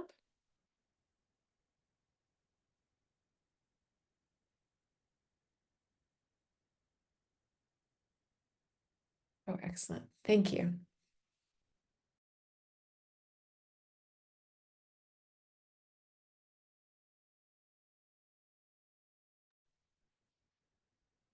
Hi, Anne. Can I be the second presenter, please? Not the first presenter. Can I be the second one, please? Absolutely. Yeah. Is there Sorry. anybody else who'd be willing to go first? Perhaps the Chandragiri slides on GPS and GIS, or the Bako slides on the tourism app?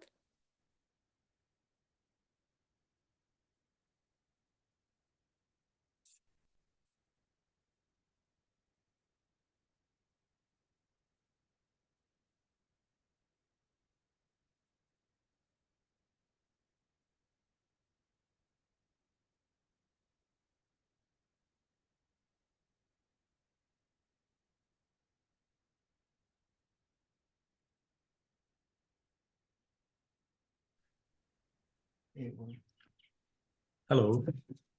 Excellent. Thank you so much. Thank you so much. I am from Chandragiri municipality, Mayor of the Chandragiri municipality. First of all, the subject of efficiency enable smart technology. We are now the preliminary level, and now we are just going to starting the GPS GIS technology in our municipality. So efficiency enabled by GPS GIS technology in Chandragiri municipality. Chandragiri municipality has integrated GPS global positioning system and GIS geographic information system technologies as part of its smart urban management strategy, enhancing the efficiency of its operation. The use of these technologies is showcased through platform like Chandragiri Profile. These are our site, which provide critical data and facilitate streamlined municipal services. First of all, increasing speed real-time data collection with this GPS GIS system. GPS technology enables real-time tracking and data collection across the municipality. This allows for quick update of GIS system, reflecting changes in infrastructure, land use, and public services without delay. And then it's faster decision making. The combination of GPS and GIS allows municipal authorities to access accurate, up-to-date information rapidly, This accelerates decision-making process, especially in emergency response, urban planning, and infrastructure development. Second is, it is benefit for conserving resources. Efficient land use planning. GIS helps in planning land use by identifying the best location for development, conservation, and public services. This ensures that land resources and use efficiently, avoiding unnecessary clearing of green spaces or overbuilding in unsuitable areas. GIS technology enables the identification of specific areas requiring intervention, such as flood-prone zones. Resources can be allocated precisely where they are needed, avoiding wasteful expenditure on broad-based measures. Third is benefit improved infrastructure management. Proactive maintenance. GPS-GIS system allow for the monitoring of infrastructure such as roads, bridges, and utilities in real time. By identifying issues early, the municipality can carry out maintenance or before problems escalate, conserving resources that would be needed for larger, more expensive repairs. And next is energy management. GIS can be used to optimize the placement and operation of energy resources, such as street lighting and public building, ensuring that energy is used more efficiently. This reduces energy waste and lower utility cost of the municipality. Fourth is sustainable environmental management.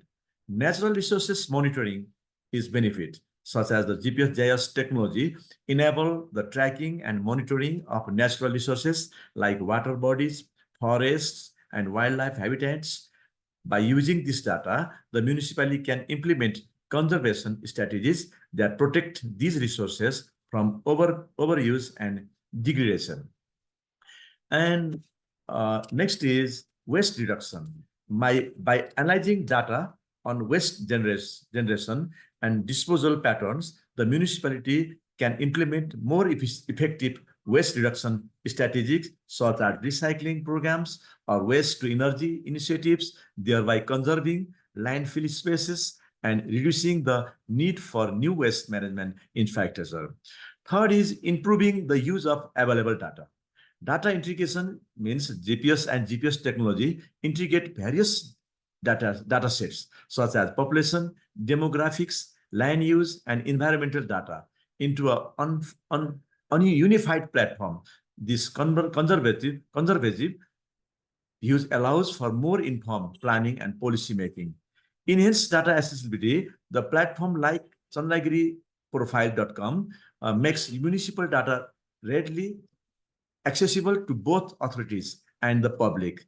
This transparency improves community engagement and allows stakeholders to participate in decision-making process with better insight. And other is predictive analytics. By analyzing historical and current data, GIS technology can be used to predict future trends such as urban growth patterns or environmental change. This foresight enables the municipality to plan proactively rather than reactively. Overall, the integration of GPS technology in Chandagiri municipality streamlines operation, reduce resources consumption, and enhance the utility of data, contributing to more efficient and sustainable urban management. And next is effectiveness enabled by GPS-GIS technology in Chandagiri municipality. Chandagiri municipality has effectively employed GPS and GIS system technology to meet the need of its city, delivering tangible benefits to both residents and investors. The platform chandagiriprofile.com serves as a critical tools in behavior. Meeting the needs of Chandagiri municipality, enhance the urban planning in this city. GPS-GIS technology allows for precise mapping and analysis of the municipality's geographical and infrastructural layout. This enables more effective urban planning, including the identification of suitable areas for development, conservation, and public services. Infrastructure management in this section, the municipality uses this technology to monitor and manage infrastructure such as roads, utilities, and public spaces. This ensures that maintenance and upgrades are carried out efficiently, reducing downtime and improving services reliability. Disaster preparedness and response. GIS enables the mapping of risk zones, such as areas prone to landslides or floods. This information is critical for disaster preparedness, allowing the city to take preventive measures and ensure a swift response when needed.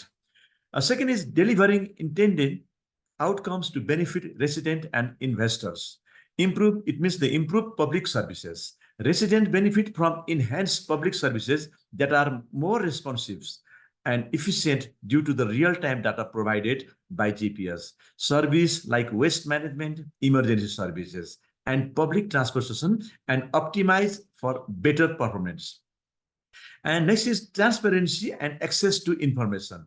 The chandagiriprofile.com platform provides easy access to comprehensive municipal data. This transparency empowers residents to stay informed and practicable in local governments, while investors can make data-driven decisions regarding property and business opportunity in city. Attracting investments.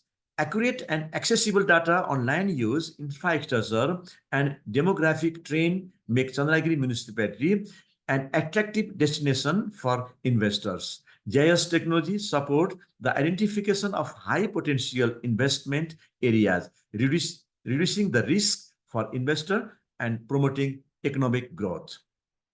Third is delivering environmental and social benefits.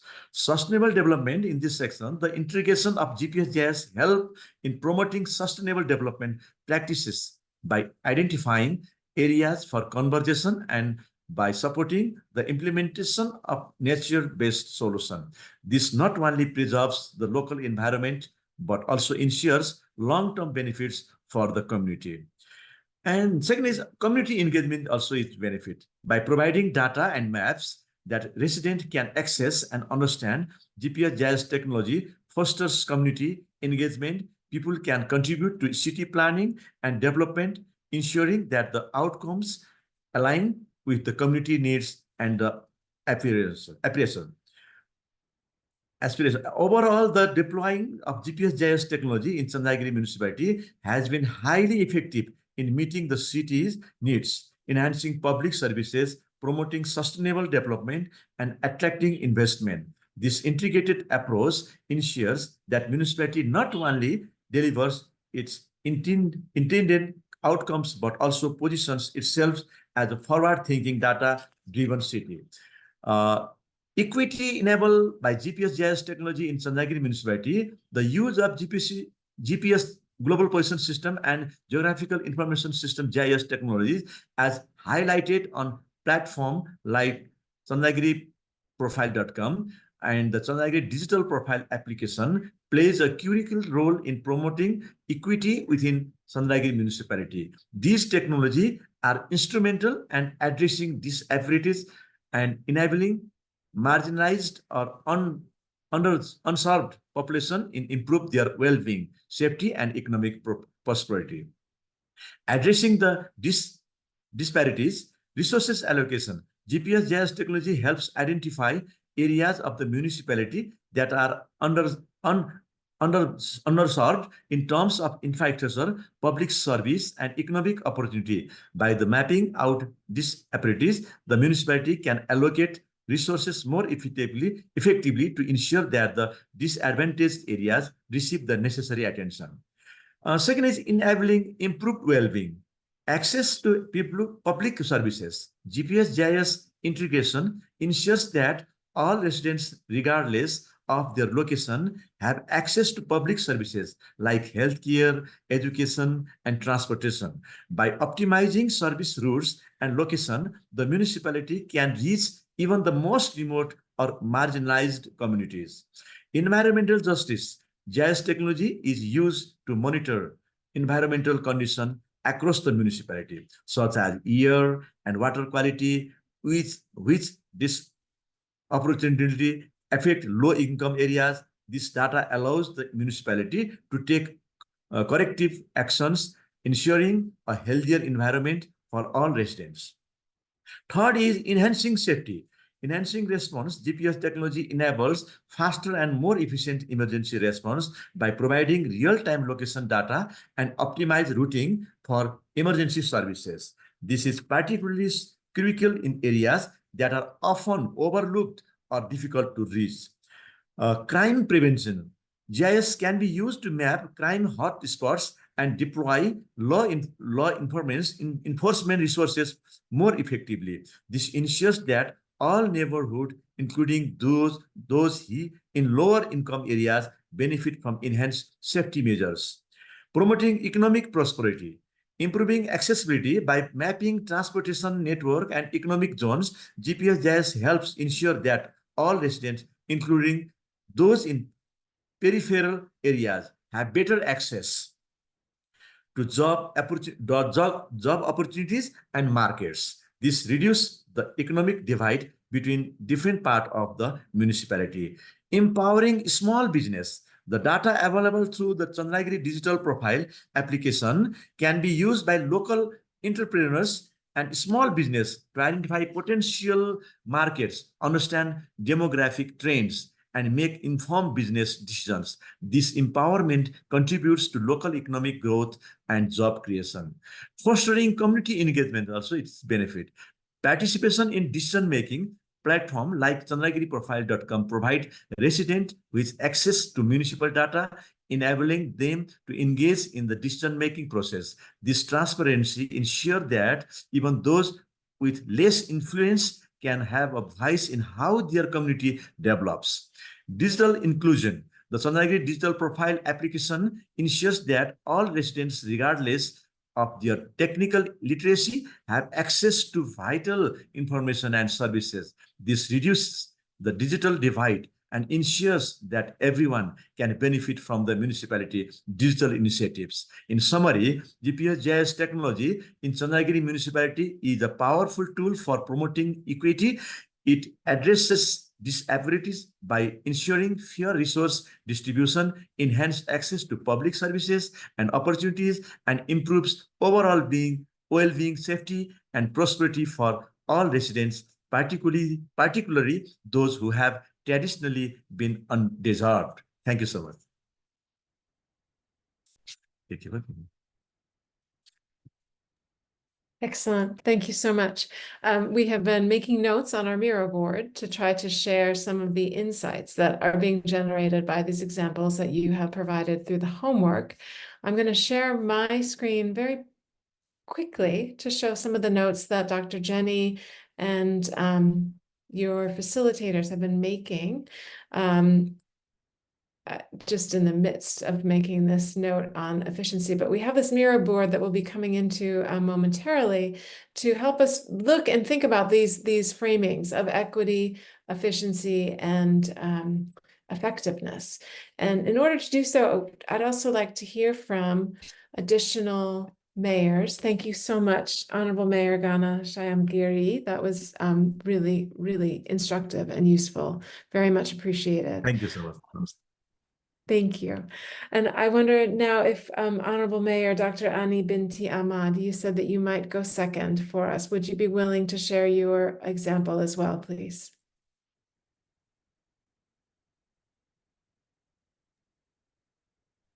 Thank you, Anne. Hi, everyone. Assalamualaikum warahmatullahi wabarakatuh. And a very good morning, good afternoon to everyone. Okay. I hope that I can share with all of you our initiative on Module 5B. It is about the smart technology that we have in our municipality.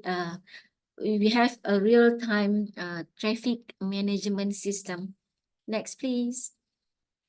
Okay. Living in the city, one of the main issues is actually trapping in the traffic jam. So when dealing with increased traffic, a common solution is to enlarge lanes or elevating road levels is always a frequent options. Yeah, but cities on the other hand should concentrate on improving the efficiency of their streets rather than just extending them or adding additional roads. Yeah.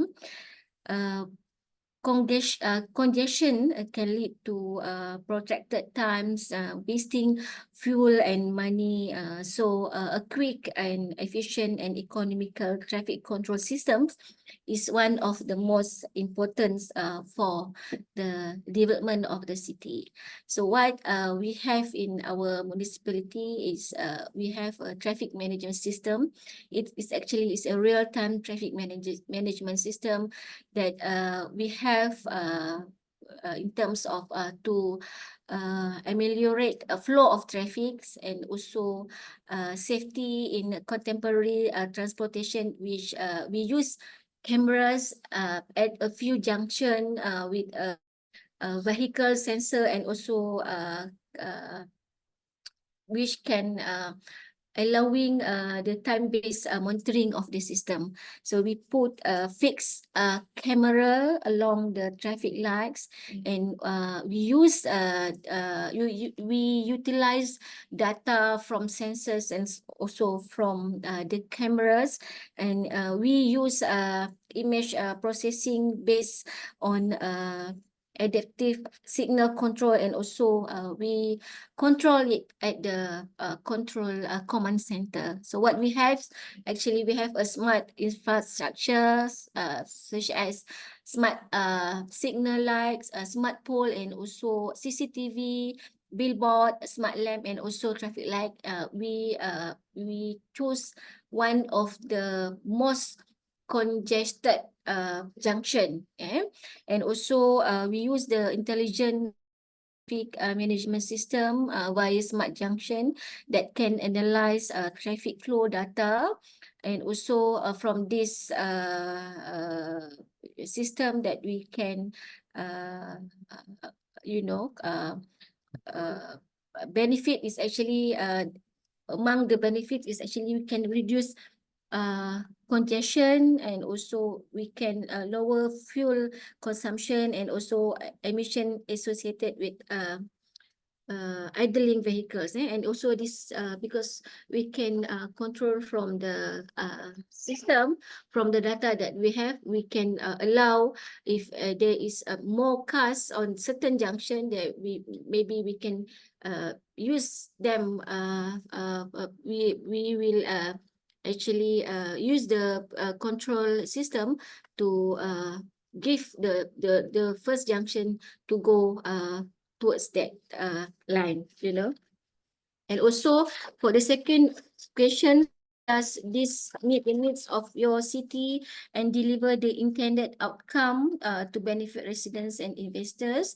We are actually investing, next slide please, on the smart, next slide please. We are also investing on the smart infrastructure and also the technology that we use CCTV, for, of course, when we have the closed circuit television, is actually an effective strategy for monitoring and also mitigating, and will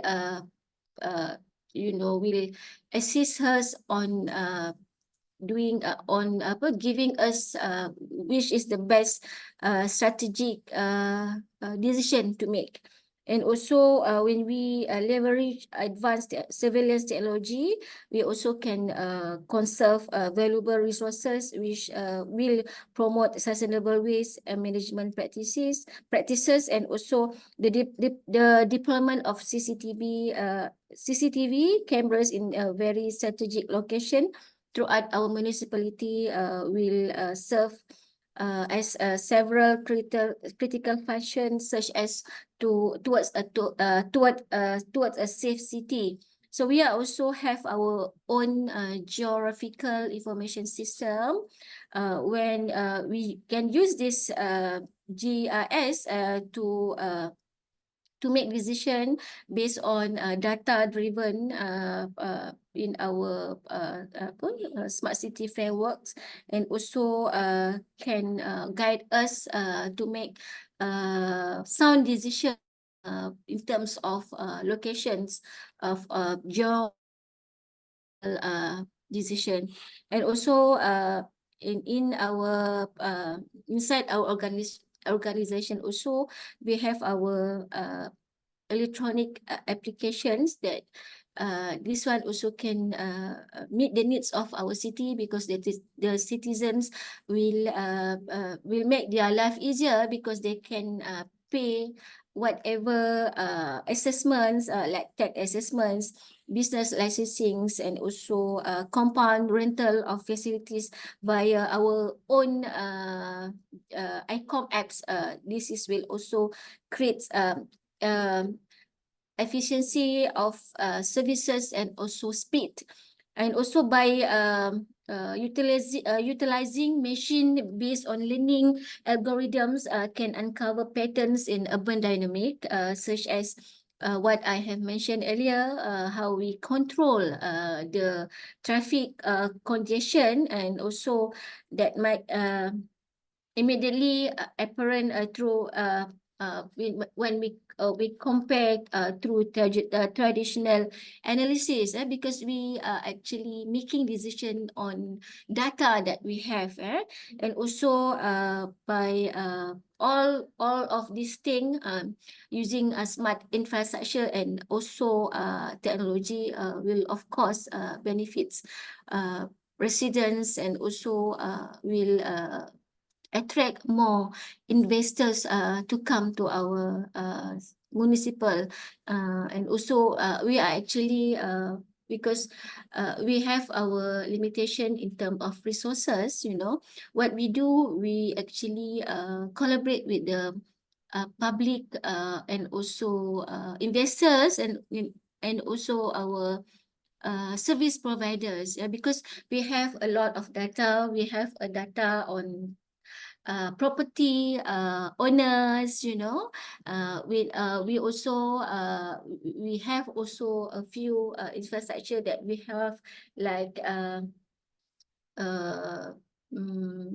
traffic lights, and also we provide also in terms of free Wi-Fi, so these are all the infrastructure that will assist us to plan and also to give better services to our residents. But it is not in reality, it's not so simple, because we are also always in the gray area, because we don't know what is the best, how to prioritize in terms of using the IT for smart city. So it's easy to say what is a smart city, but to to make it a reality is actually a challenge to us, because there are so many priorities.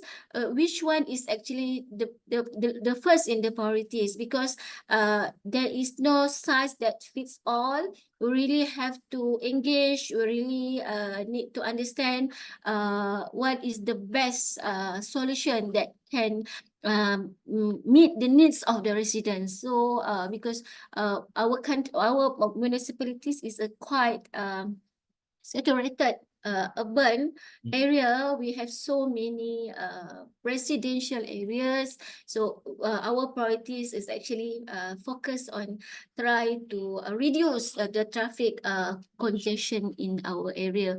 We are also we have our blueprint for our smart city, but yeah, it's a blueprint. It's actually a strategic document for us to plan. But in terms of to give what is the best solution, what is the best I mean, what is the best solutions actually depends on what is the needs of the community, and also what infrastructure that they have, and what the solution that we can give back so that the resident will benefit. Okay, the next slide, next please, is about how does this address disparities and enable those with less access to opportunity to improve well-being, safety, and also prosperity.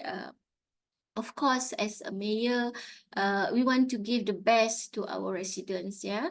But always, there are so many challenges because always the priorities is actually is based on first based on allocation that we have. The second one, for example, in terms of smart city, what we do is actually we know what we have. For example, maybe we can utilize from the free internet access, and also the given by the federal government, and also provided by the state government, and also we utilize that whatever allocation that has been given to our municipal city, yeah, based on that territorial segment, and also we plan according to different segment of the community. The the wealth community, maybe they need infrastructure like 5G and 4G, but for the underprivileged society, maybe the solution is quite different. Maybe we can only utilize based on what the smartphone that they have, that how this infrastructure can benefit them, by whatever it is.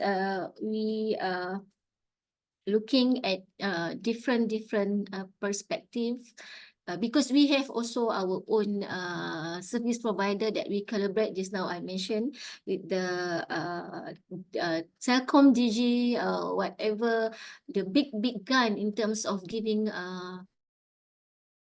us infrastructure, because for us to build one smart pole, to give the accessibility in terms of Wi-Fi and everything, is not it's actually it's costly. So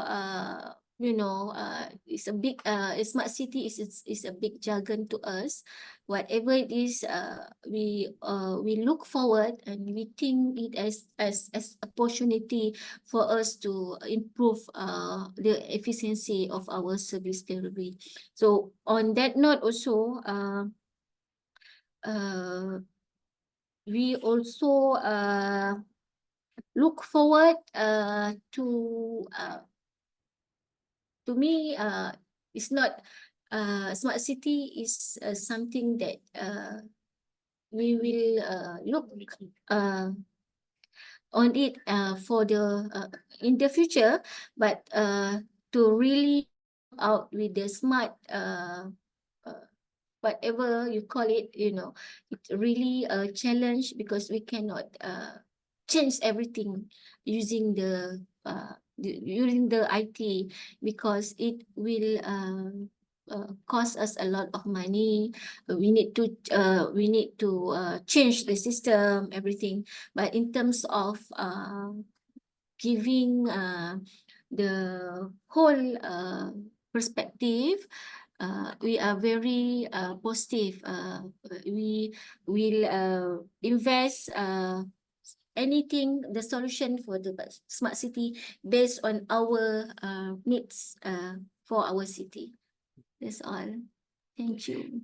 Wonderful. Thank you so much, Dr. Ani. I am so appreciative of your focus both on infrastructure, which is a common thread that all of our mayors and all of our cities are, of course, contending with, but also the reality that we can spend a lot of money and do things that may or may not reach the outcomes that we're hoping for and really wanting and needing for our residents. So thank you so much. Dr. Jenny is making notes. I want to share with everybody one more time before I ask Honorable Mayor Alan Roldan to please share the tourism app from Baco.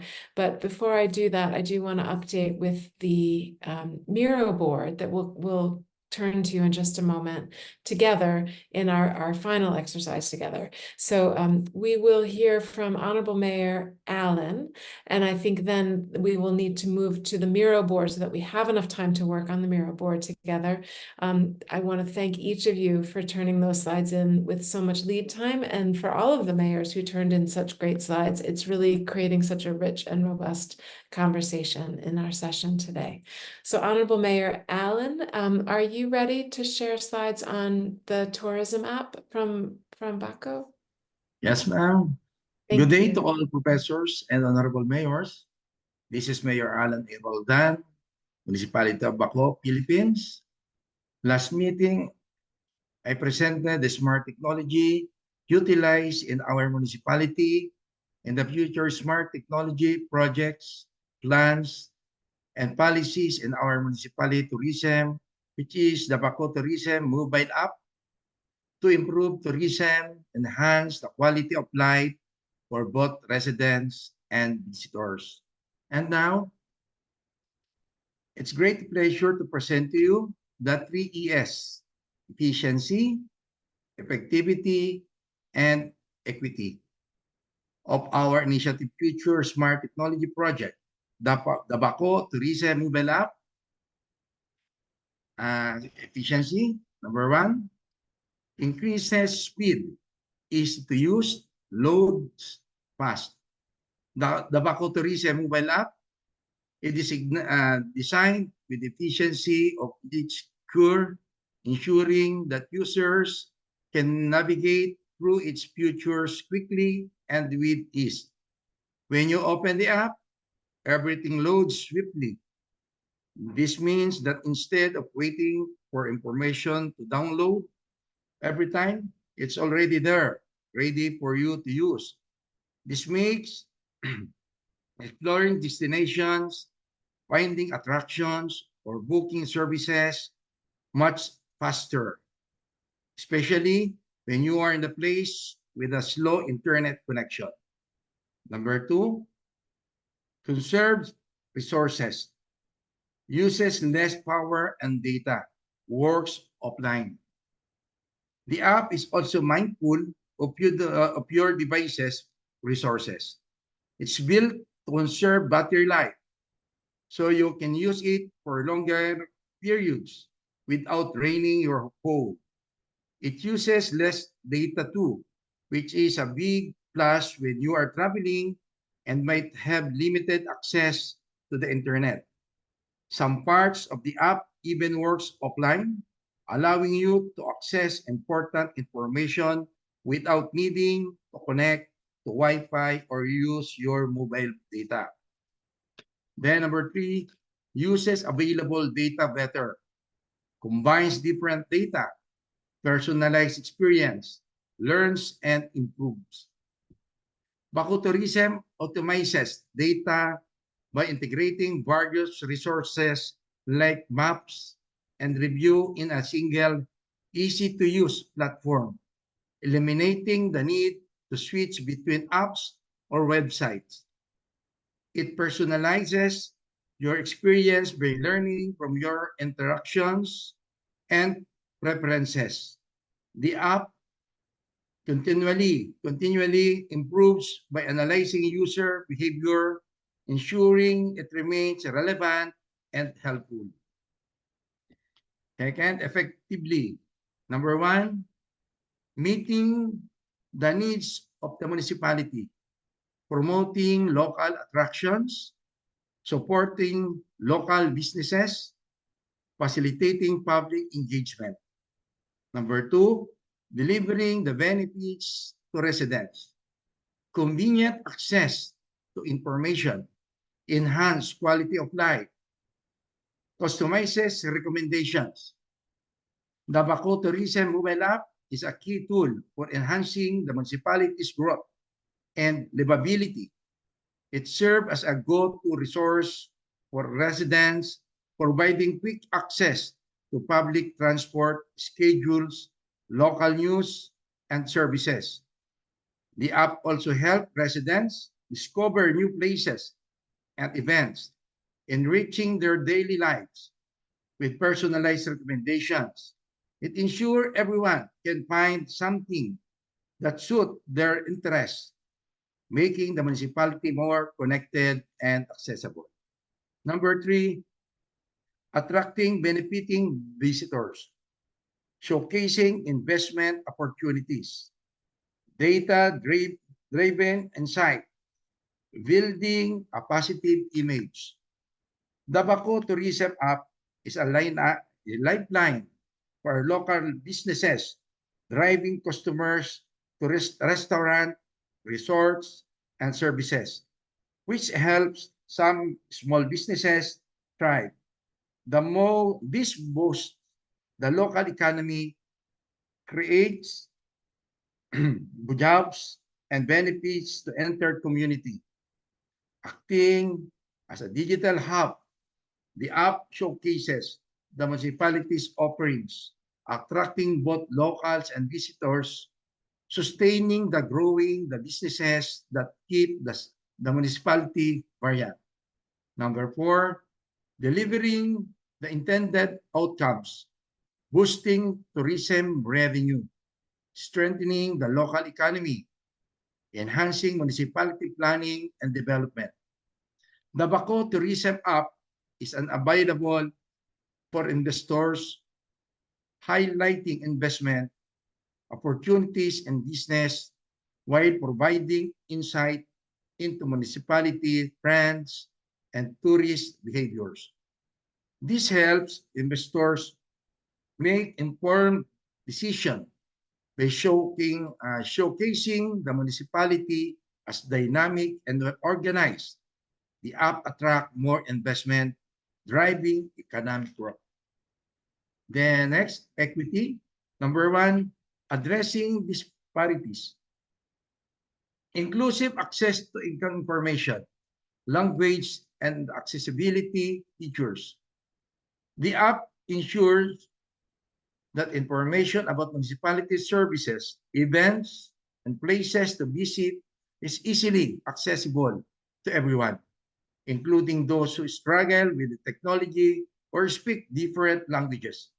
It also improves well-being by providing quick access to health and safety resources and alert users to important safety issues, helping to keep everyone informed and protected. Number 2, improving well-being, access to health and safety resources, promoting community services, job and training opportunities. The mobile app supports prosperity by highlighting job opportunities, training programs, and educational resources, helping people improve their economic situation. It also provides small business owners a platform to reach more customers, and grow their businesses. Number 3, enhancing safety, community alerts, and information, connecting to municipal services. The app excels in safety by providing real-time update on severe weather, road conditions, and safety alerts, helping residents make safer choices. It also simplifies supporting issues like broken streetlights or unsafe areas, ensuring quick fixes and a safer environment for all. Number 4, creating equal opportunities, bridging the digital divide, empowering underserved communities. The app helps bridge the gap between those who have access to technology and those who don't. It works on devices that many people already have, making it an accessible tool for everyone by providing equal access to information and opportunities. The app empowers underserved communities, helping to create a more equal and brave town. Overall, The Paco Tourism app is designed for a smooth, efficient travel experience. It's fast, resource-friendly, and smart with data use, ensuring top-notch service.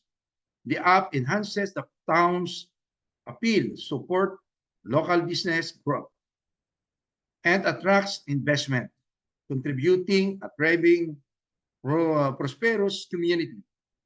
It also promotes fairness by giving everyone access to the resources they need to improve their lives, stay safe, and find new opportunities. Thank you very much. Wonderful. Thank you so much, Honorable Mayor Alan Roldan. That was very, very inspiring, the use of that app and the way that smartphones, as they become more pervasive, I'm sure the implementation is sped along also by that particular technology. So that we have a chance to think together in smaller groups. We've asked and are being beautifully supported by Fabia and Sam at UN ESCAP, who are going to open 2 different breakout rooms. We're going to work in smaller groups now and use our Miro boards to run through just this exercise of thinking about efficiency, effectiveness, and equity in smaller groups. So the facilitators, Dr. Edgar, Dr. Jenny, Dr. Motion, and myself will join breakout rooms, and we'll spend 15 minutes now working with your specific initiatives and further populating the Miro board. So Fabia or Sam, if you could please open those breakout rooms for us, that would be great. We're going to split into 2 breakout rooms, and random assignment is just fine. And again, we'll take 15 minutes. And if you could work together with your facilitators and thinking about your initiative as well as things that may not have come up yet that we can share with one another about forms of efficiency, equity, and effectiveness. And obviously, one of the learning outcomes around these ideas is that sometimes these things, there are trade-offs involved. Like it would be great if we lived in a world where we could have all of these things together all the time. And in fact, we realize that when we're making these investments, sometimes efficiency is met at the expense of equity or effectiveness, or in order to be equitable, things are sometimes less efficient than we might like. And so learning how and where to balance these values is really a big part of what you all are doing in your roles as mayors, obviously, and making these resource allocation decisions. So Fabia and Sam, is it possible to open those breakout rooms for us? Great, thank you. So you should see a signal on your Zoom room inviting you to join a breakout room. If you could go ahead and do that, that would be great.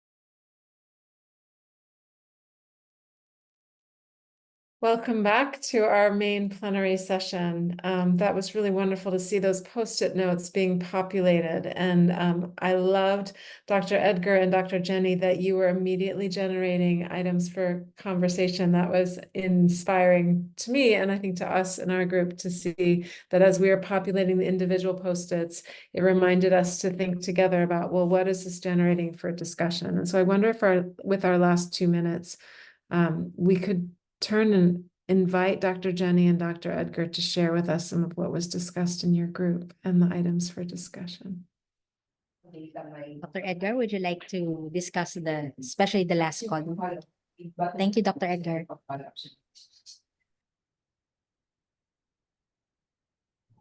Probably I'll just share the mirror board. Okay. Am I audible? Yes. Yes. Okay, in our group, Doc Jen was able to ask more in detail questions related to these technologies, these applications that our mayors or good mayors are actually implementing in their localities. But the main question is, how do we really prioritize this particular use of technologies, given that we need to underscore or still highlight the aspects of equity, effectiveness, and efficiency. And I think I put in the orange discussion board here some of the highlights that the mayors actually provided to us. So of course, some of the things that they need to look into is, of course, in terms of the principles.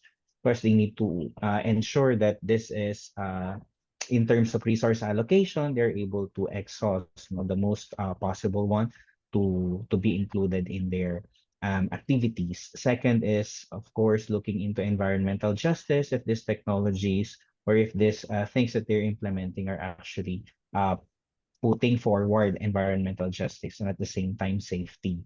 Other topic that was discussed or strategy to ensure or to make sure that the prioritization is put into context is to include the community in the decision-making process. And that is through the use of technology, they should be able to somehow have a more or less justified access to these different technologies.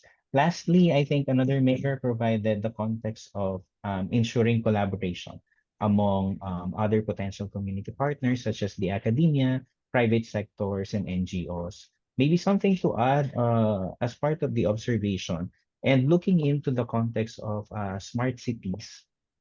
If we happen to look into the framework of smart city, we always look into the smart city enablers. And these are the aspects of the readiness of people and the institution, the actual technologies that we are making use of in terms of resources. And the third one could be in terms of policies and institutions readiness. Maybe learning also that we can all look into as shared, of course, by our good mayors is that this different technologies will not be as useful if we will not be able to complement it with the right policies, with the right trainings for people who'll be making use of these technologies. I think those are some of the things that we've talked about, and maybe Dr. Chen can still add more in terms of, yeah, I think Dr. Chen will be adding. All good, Dr. Edgar, Dr. Ann. Thank you.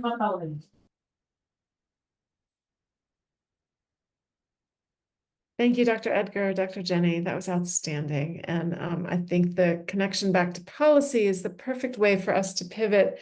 Running up on the hour as we are, we want to make sure that we have time for Dr. Mahesti Okitasari to tell us a little bit about Module 6 and what to expect as we're looking ahead to the final module. I think we're well positioned to recognize that this moment calls for us as we're thinking about how do we allocate resources and finance, that our values really are at the core. There's so many amazing things that we can do, and technology runs the risk, of course, of being the tail that wags the dog. And so having our values forward around meeting these multiple goals of efficiency, effectiveness, and equity are part of what distinguishes you as leaders in your municipalities and delivers the public value, the shared value to your residents and your constituents. So thank you for helping us to learn from you all, honorable mayors. It has been an honor, as always, to have your presence here with us and your willingness to share these great initiatives with us. With our final moments, Dr. Jenny, are there additional thoughts and advice, guidance that you're willing to share with us and with our mayors?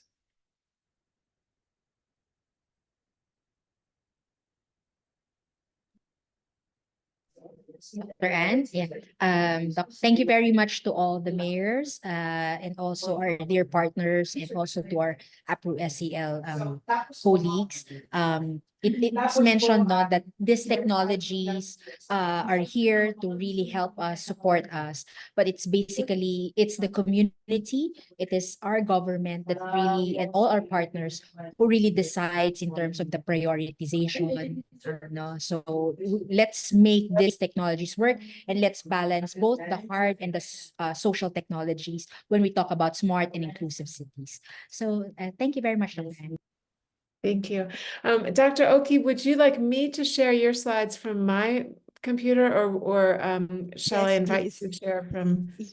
If that would be easier, is that okay? Yes, I'm very happy okay. to. I'm very happy to. I'd Thank just like to take a moment also before we invite Dr. Oki to share with us Module 6. It has been such a joy to be able to meet Dr. Edgar, Dr. Jenny, and colleagues in person. We have been doing these modules for years online, and to be doing an inclusive module to recognize the very things that Dr. Jenny has just mentioned, the power of this community at University of Philippines, Los Baños, is truly inspiring. You can feel the energy that these colleagues have for one another. So thank you very much for being willing to share that with us over these years. Dr. Oki, I'm going to go ahead and share my screen now. It's going to take me one moment to call up your slides that you sent. On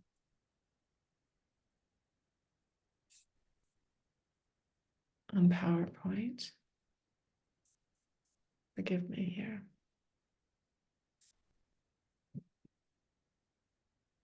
Well, I've been observing the module 5A and 5B in the past today and 2 weeks ago. It's really impressive, like the way the mayors are engaged and so much to share. So I'm hoping that the next two final modules, there is still more to share from the mayors.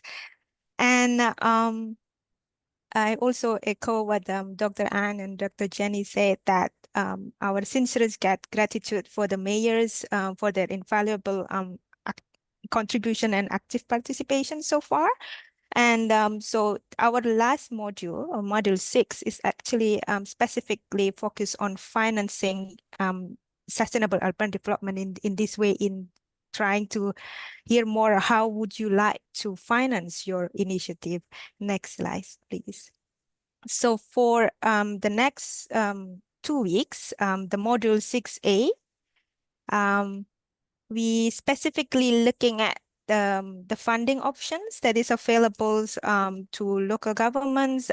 This is including the type of alternative and innovative financing that you can tap on, and also how you can try to optimize your municipal own source revenue.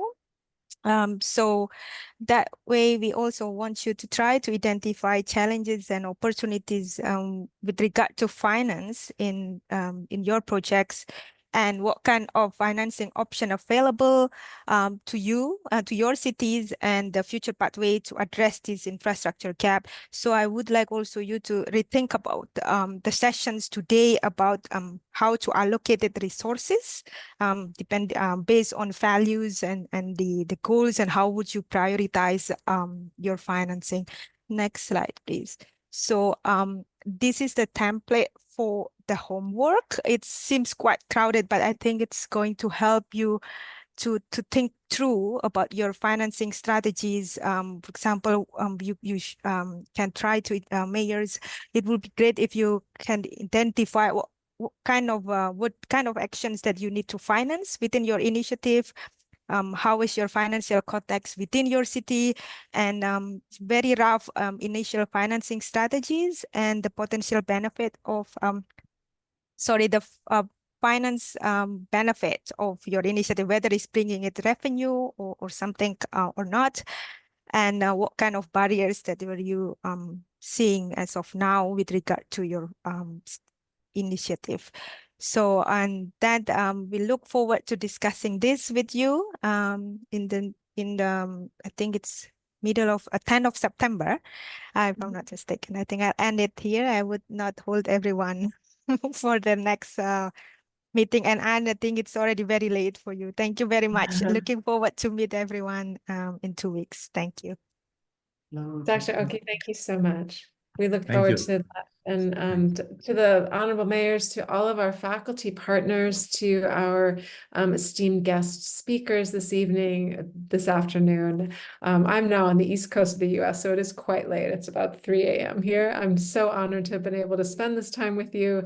It's always a pleasure, and I'm always so fortunate to learn so much. And I really appreciate and value. I think all of us have done. You did a really nice job tonight with the content that was created, and I think it will position you, all of us, to gain from Dr. Oki going forward. So thank you so much. Have a great evening, day, Congratulations to all. Second to the last module. That's right. That's right. Be well. Take very good Thank you very care. much, Dr. Ann. We know Thank it's you. late there. Thank you, Thank honorable you. mayors. Thank you. colleagues. Thank you, everyone. Thank you, everyone. See Bye. you. everyone. Bye. Thank Take you. care. Have a good day. Bye. Thank you so much. Thank you. Bye-bye. Bye. Thank you.